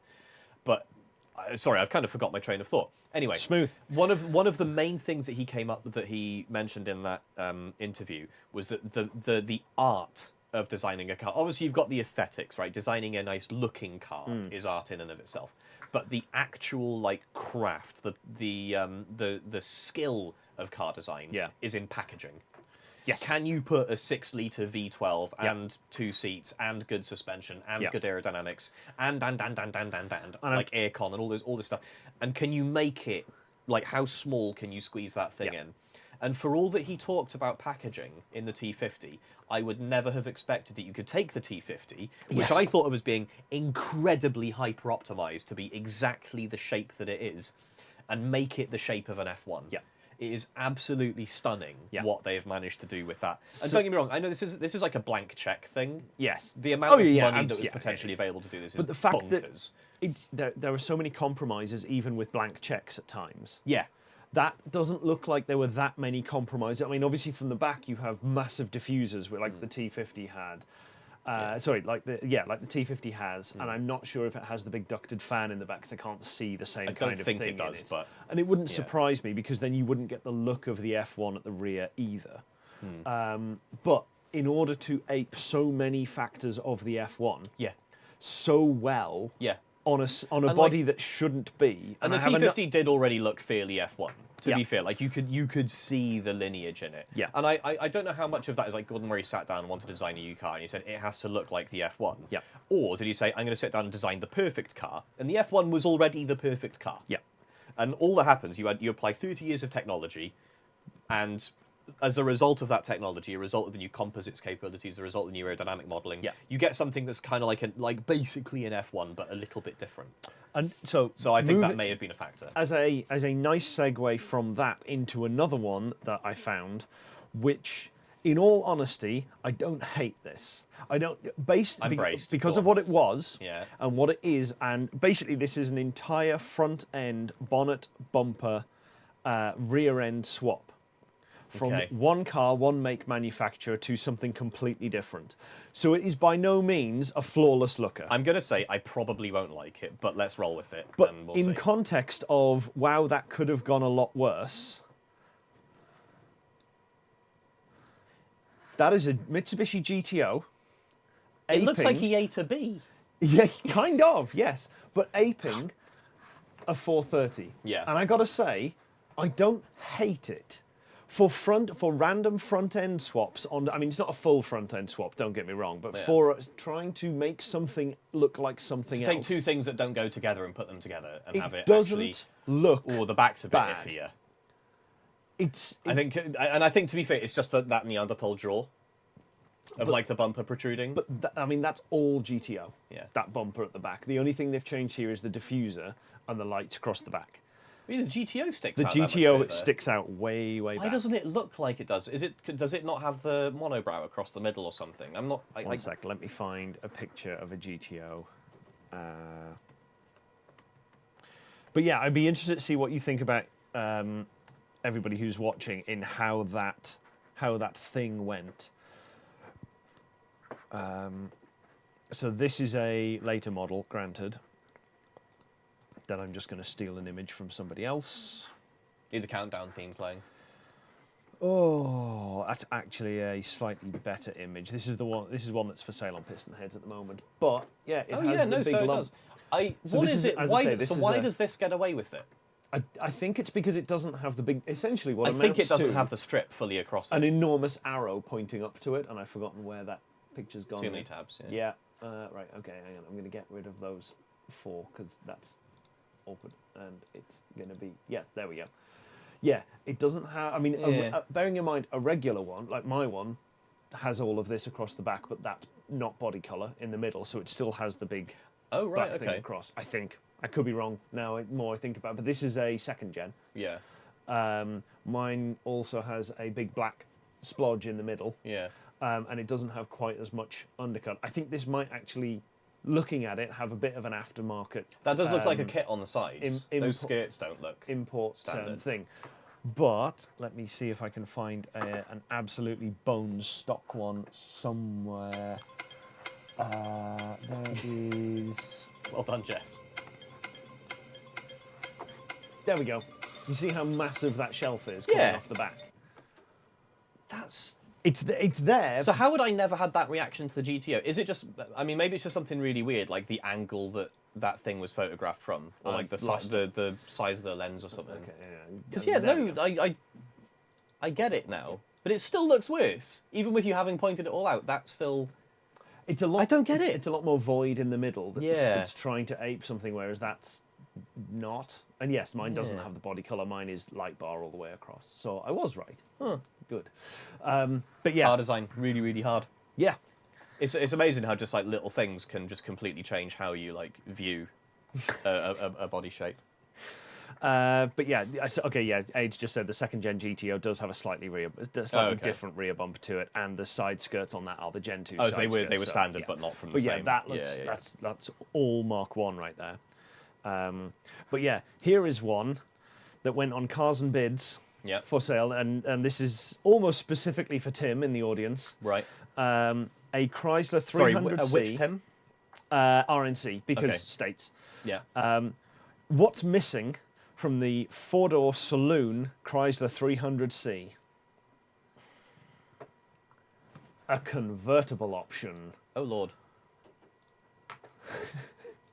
That's a big roof folded up on yes. top of the back of the That car. is a big old pile of roof. What do you? I mean, yes. I thought they were supercharged. No, or at least as an option. The SRT can be super, but it doesn't have like a big blower. There was a guy that we Oh, do you met mean like with an intake? with like a 671 on. What do you think, Tim? This sold for on Cars and Bids? In its current state, as Answers it's on a there, postcard. with 50,000 miles on the clock. It will take him like 5 minutes actually for these frames to Yes, get for through. it So we'll come back for it to to that. process through. Yeah, I'm Yeah. going to give him a minute to look at it. But yeah, like that is a lot of folding roof. I have seen one of these at Duct Tape, which had not only the supercharger on the top, but a spacer plate in. So the scoop on the top of the charger was above the windscreen level, which was fantastic. Not an intercooler, just a spacer.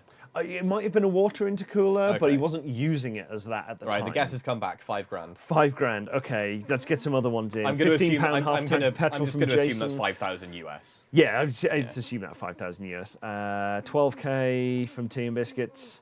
I think Tea and Biscuits might be closest after conversion. I mean, there's 93 pictures. Call it of basically 5,000 US versus 50. $17,500. Jesus. Yeah. White Knight in clutch at the last second there with a guess of $15,000. Yeah.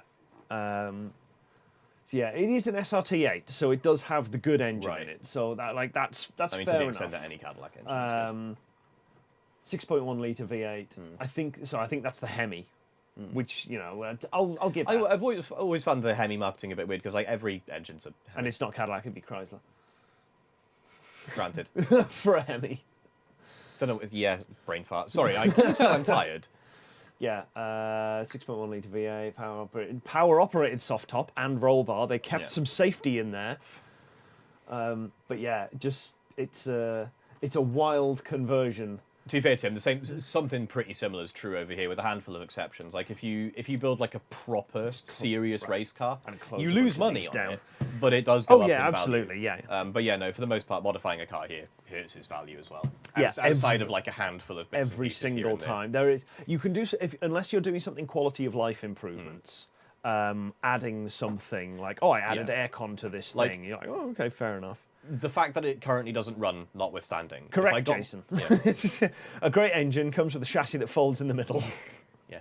I'm pretty sure, like, if I put my Rover back together, it would probably be worth more money than most 26s. Just because of the soundproofing, the isolation, and how nice it feels to be in. Yes. Because if you go and test drive mine and test drive any other SD1, there'll be worlds of difference between them. For example, another good one would be if your dad did a disc brake conversion on his Thunderbird. Yes. Yeah. Doing a disc brake conversion up front, that would carry actual weight. It probably wouldn't carry the value of what you spent doing the disc brake conversion, but it would be an improved value. Yeah. So I mean, I think for the Rover, it's uninsured at the minute 'cause it's off the road. But I did have agreed valuation on it. Haggerty's policy at the time was if you told them it was worth 10 grand or less, they wouldn't even bother checking. Yeah, they're just like, for it. Sure, whatever. And Dad's got agreed valuation for like 30 something, 35 something like that for the Bird. And I'm pretty sure they will take modifications into account, but like it's all case by case. You have to talk to someone and basically have that negotiation. But if you don't have that, you're kind of stuffed because you will just get like blue book value. My rewatch on this keeps jumping back in time every time I tab out to something else. It picks up about 10 minutes ago. And I don't know what it's doing, but never mind. Hopefully nobody else is having that, and if they are, just F5 it, and it should be fine. White Knight making the very fair point. If Gordon Murray modded your Astra, it'd probably sell well. The catch is you'd have to pay Gordon Murray enough money to touch it. Yes, and now good luck. And now we're into blank check territory again. And you're never going to get the value of that blank check back. Yeah. Yeah. Cheers, Tim. We'll see you later. Good luck with your kids' Chevette. You were saying you were going to be working on later. Have fun with that one. But that sounds ominous. Yeah. Yes, that should be entertaining. So hopefully we'll see that at some point next time we're out there.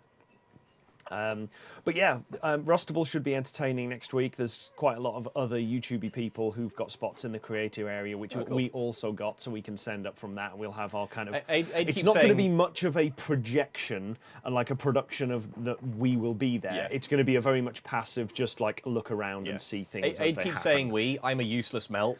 I'm going to be in Wales. Yeah.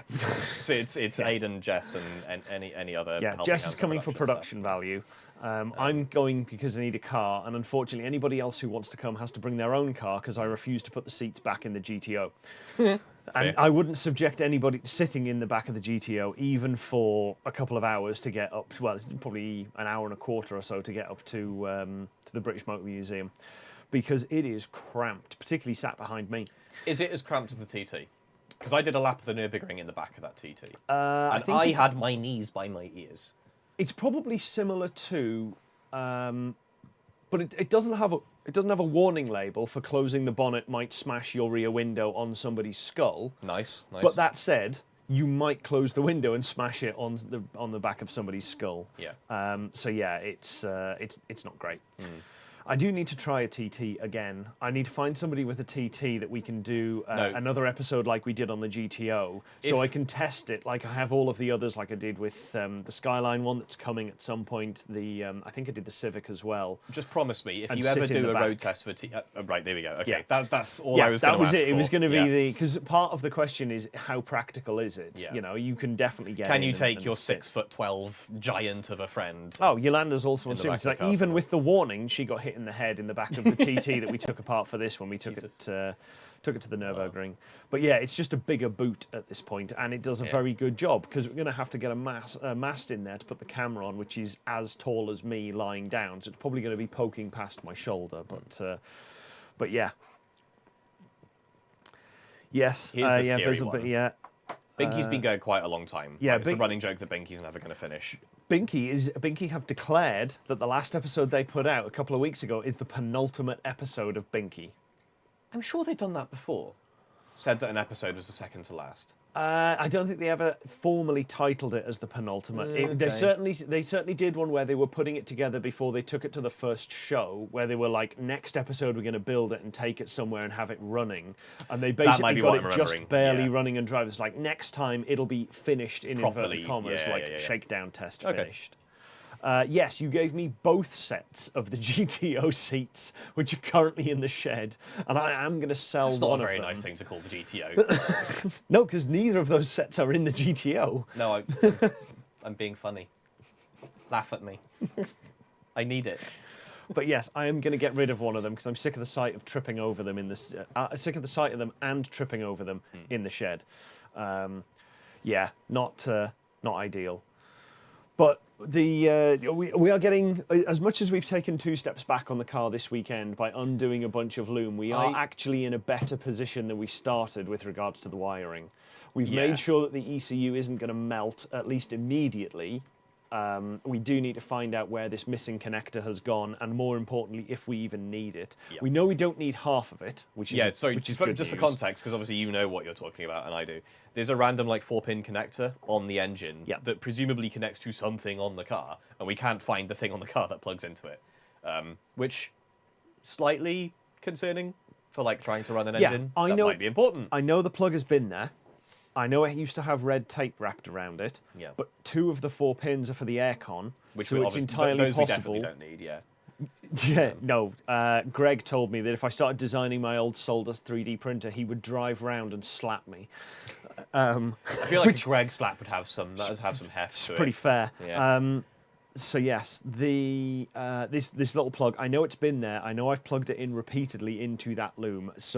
And I don't remember removing it, but as I say, half of that plug is AC, which we've removed and got rid of. So we might have gone, we don't need these things, or we can put them somewhere else to do what we need them to do. So that's currently up in the air, which I'm going to have to start checking into. Yeah. But we've ruled out. And the tricky bit is it's more difficult to work out what they are, because coming out the connector, they're just black wires, which is completely impossible to search for in our 800-page long circuit diagram book. On the engine side, it's just 4 wires that go in, and then the plug side, which obviously we don't have anymore, is where all the color-coded things. Even though in the manual, those 4 black wires are color-coded on the engine side. So I don't know what's going on. Yeah. But yeah, it's been a slightly demoralizing weekend.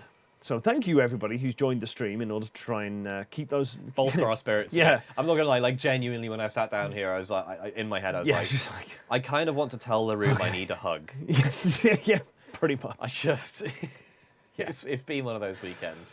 But no, in fairness, you're not wrong. We fixed a lot of stuff. I think we've verified a lot of stuff. Yeah, we've undone some things and added stuff to the list, which is actually not insurmountable, because it's another thing on the list, which is again demoralizing because we're making the list longer. Yeah. But the practical thing is, if it is just a swap motors out one for the other, it's an hour, which is ideal. Yeah, I'm not so optimistic that the wiper conversion is going to be that quick. Yeah. I do think it's doable, because ultimately, we're talking about a motor and gearbox assembly that mounts to the wiper mech via 3 bolts that just go straight through a plate. And even if the bolts aren't compatible, they seem to be the same. And even if they're not, it's a metal plate. Yeah, we just punch more holes. It's fine. We can clock everything round if we need to for what we need, so that's not really a problem. But the first thing we need to do this week is put the rest of the GTO back together, or I need to put the rest of the GTO back together, because you're off soon. An hour. To get it ready for an MOT and then taking it up to Rustival. So the first wheelie will make it all worth it. But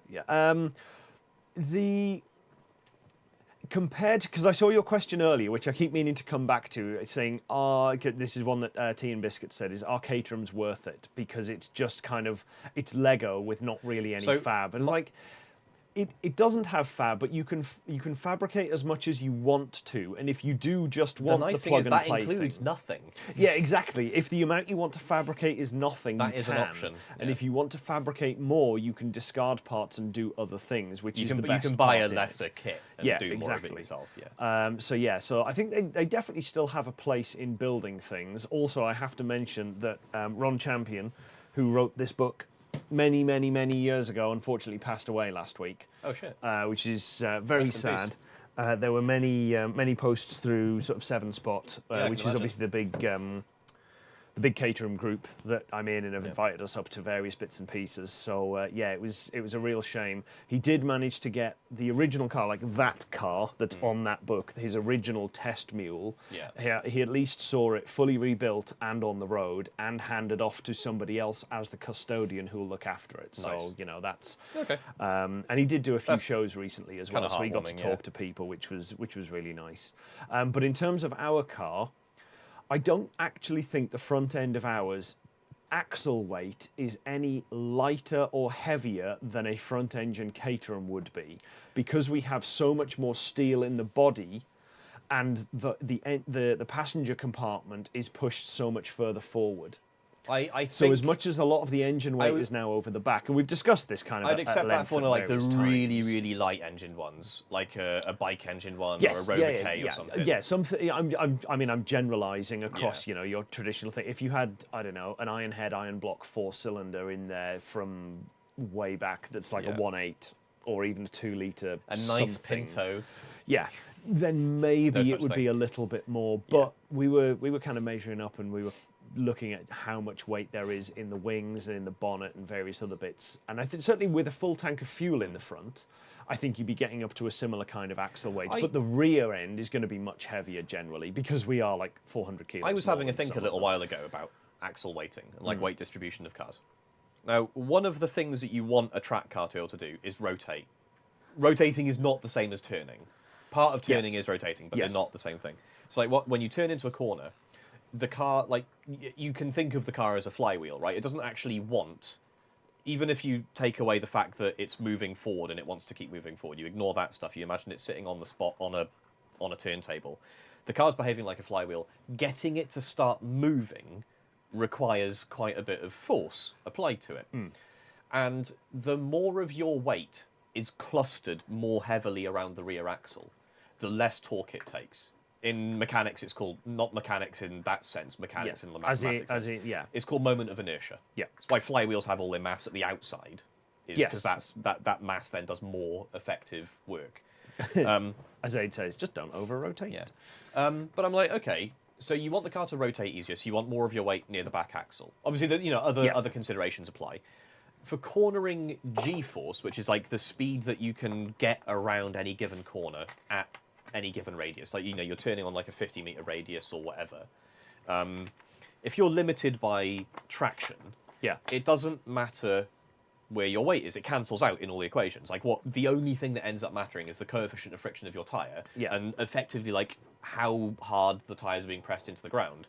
In like relative to the load that's on them. And for the most part, like aerodynamics and stuff notwithstanding, they cancel each other out, because the more weight you've got pressing down, the more traction you have. It's like, you know, you're obviously just pressing the tyre into the ground more, but the more work it has to do. And they perfectly cancel. So I'm like, there's a part of me that's like, BMW obviously talks a lot of potentially rubbish, potentially legit. I genuinely don't know about 50-50. They used to talk an awful lot of stuff about 50-50 and rib Audi into the ground, and suddenly changed their tune once they wanted to sell four-wheel drives. Can you spot the bitter Audi fan? Only because one particular person just continually made my life a misery by taking the mick. That's censored somewhat. Yeah, and I'm here like, so obviously, you know, you want some amount of weight over the front so that if you get a bit of, you know, aerodynamic lift or whatever, it doesn't fly off. Like, obviously you don't want none. But why does it matter? Like, it must matter. Like, this is obviously, you know, engineers pay a huge amount of effort to weight distribution in race cars. Like, there is something to it. I just don't know what it is. What is it that makes you care about adding or having some amount of weight on the front? I just don't know. Yeah.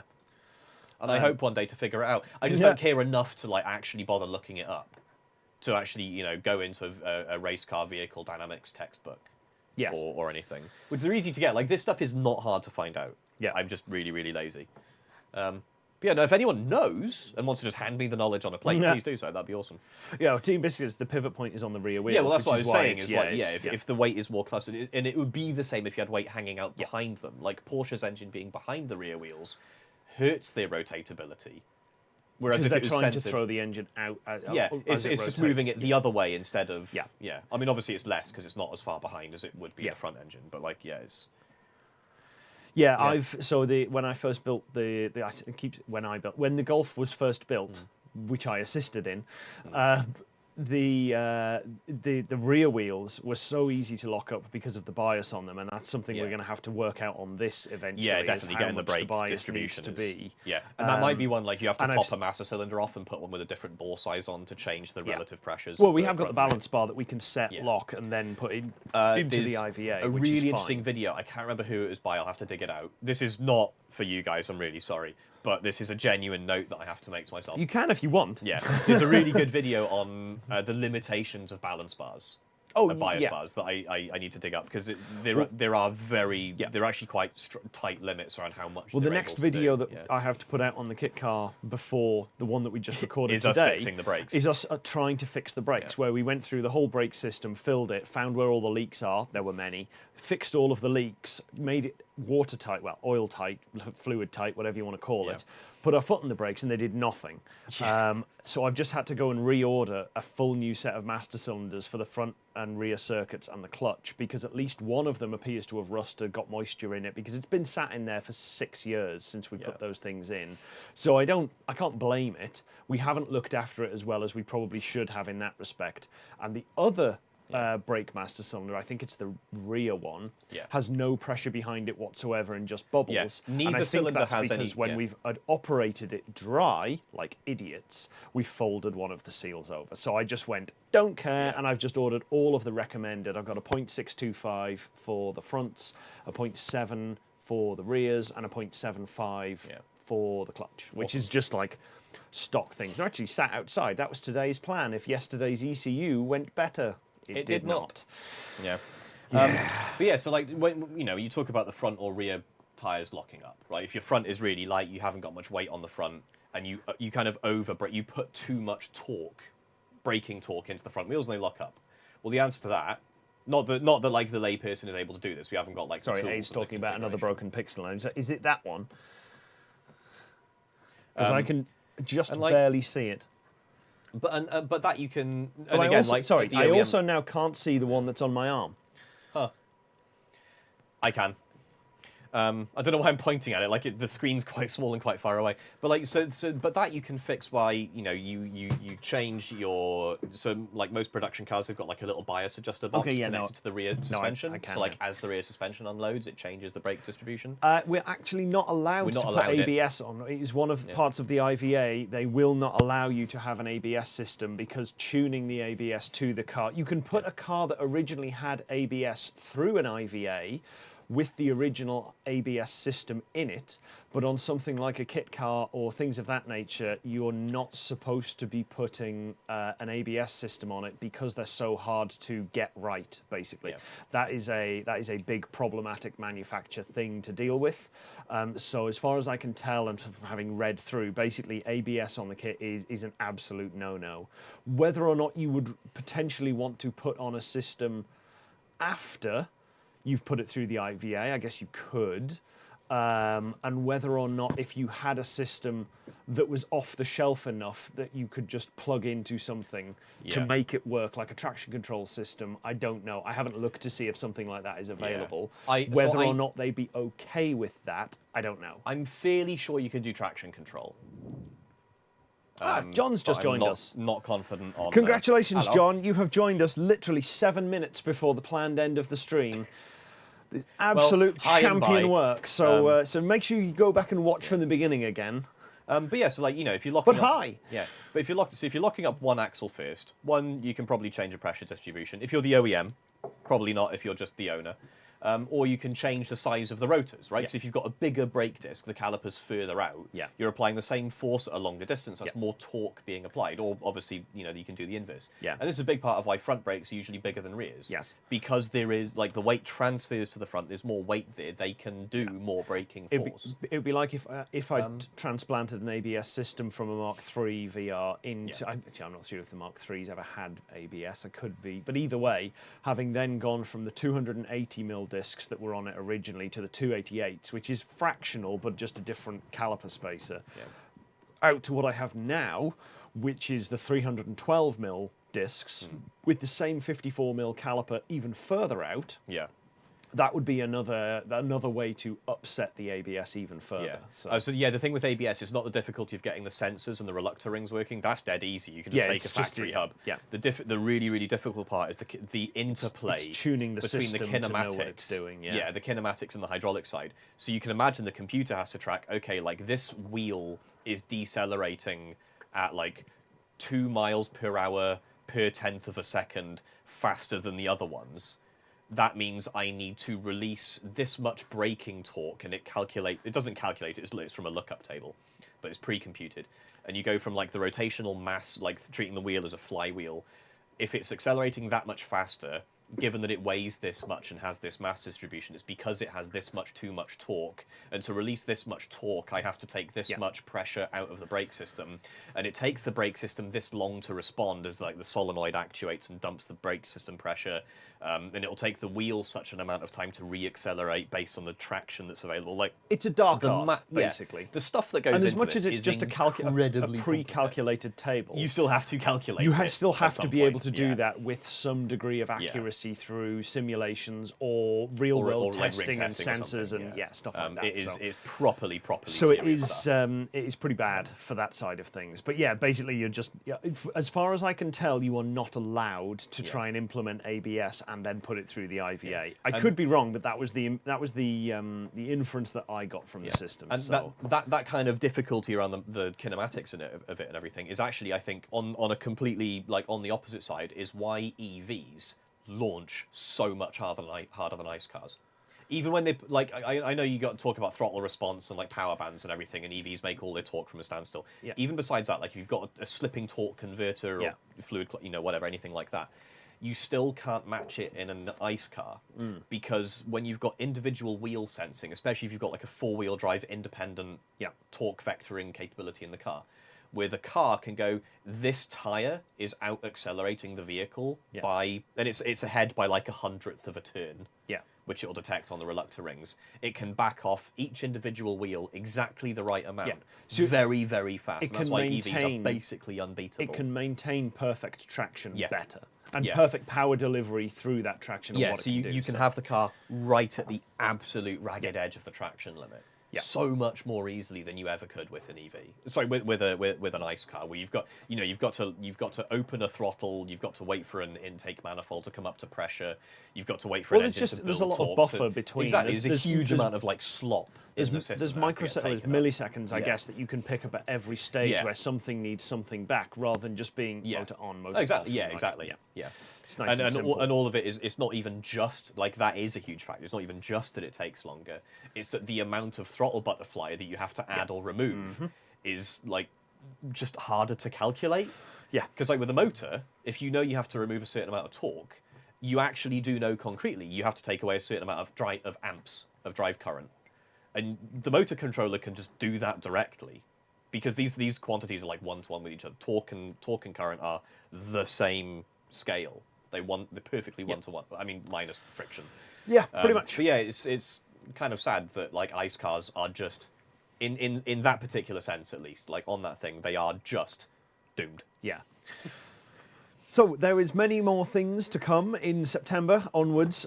If nothing else, this has meant that I've saved up a little bit of content for when we inevitably don't have the weather to do quite so much stuff outside. Suck. Winter always sucks. Even though we have an enormous amount of stuff we now need to do outside to get it through the IVA over the line. And the new goal, because I've been pushing this back with this, is now putting it in for the IVA this winter.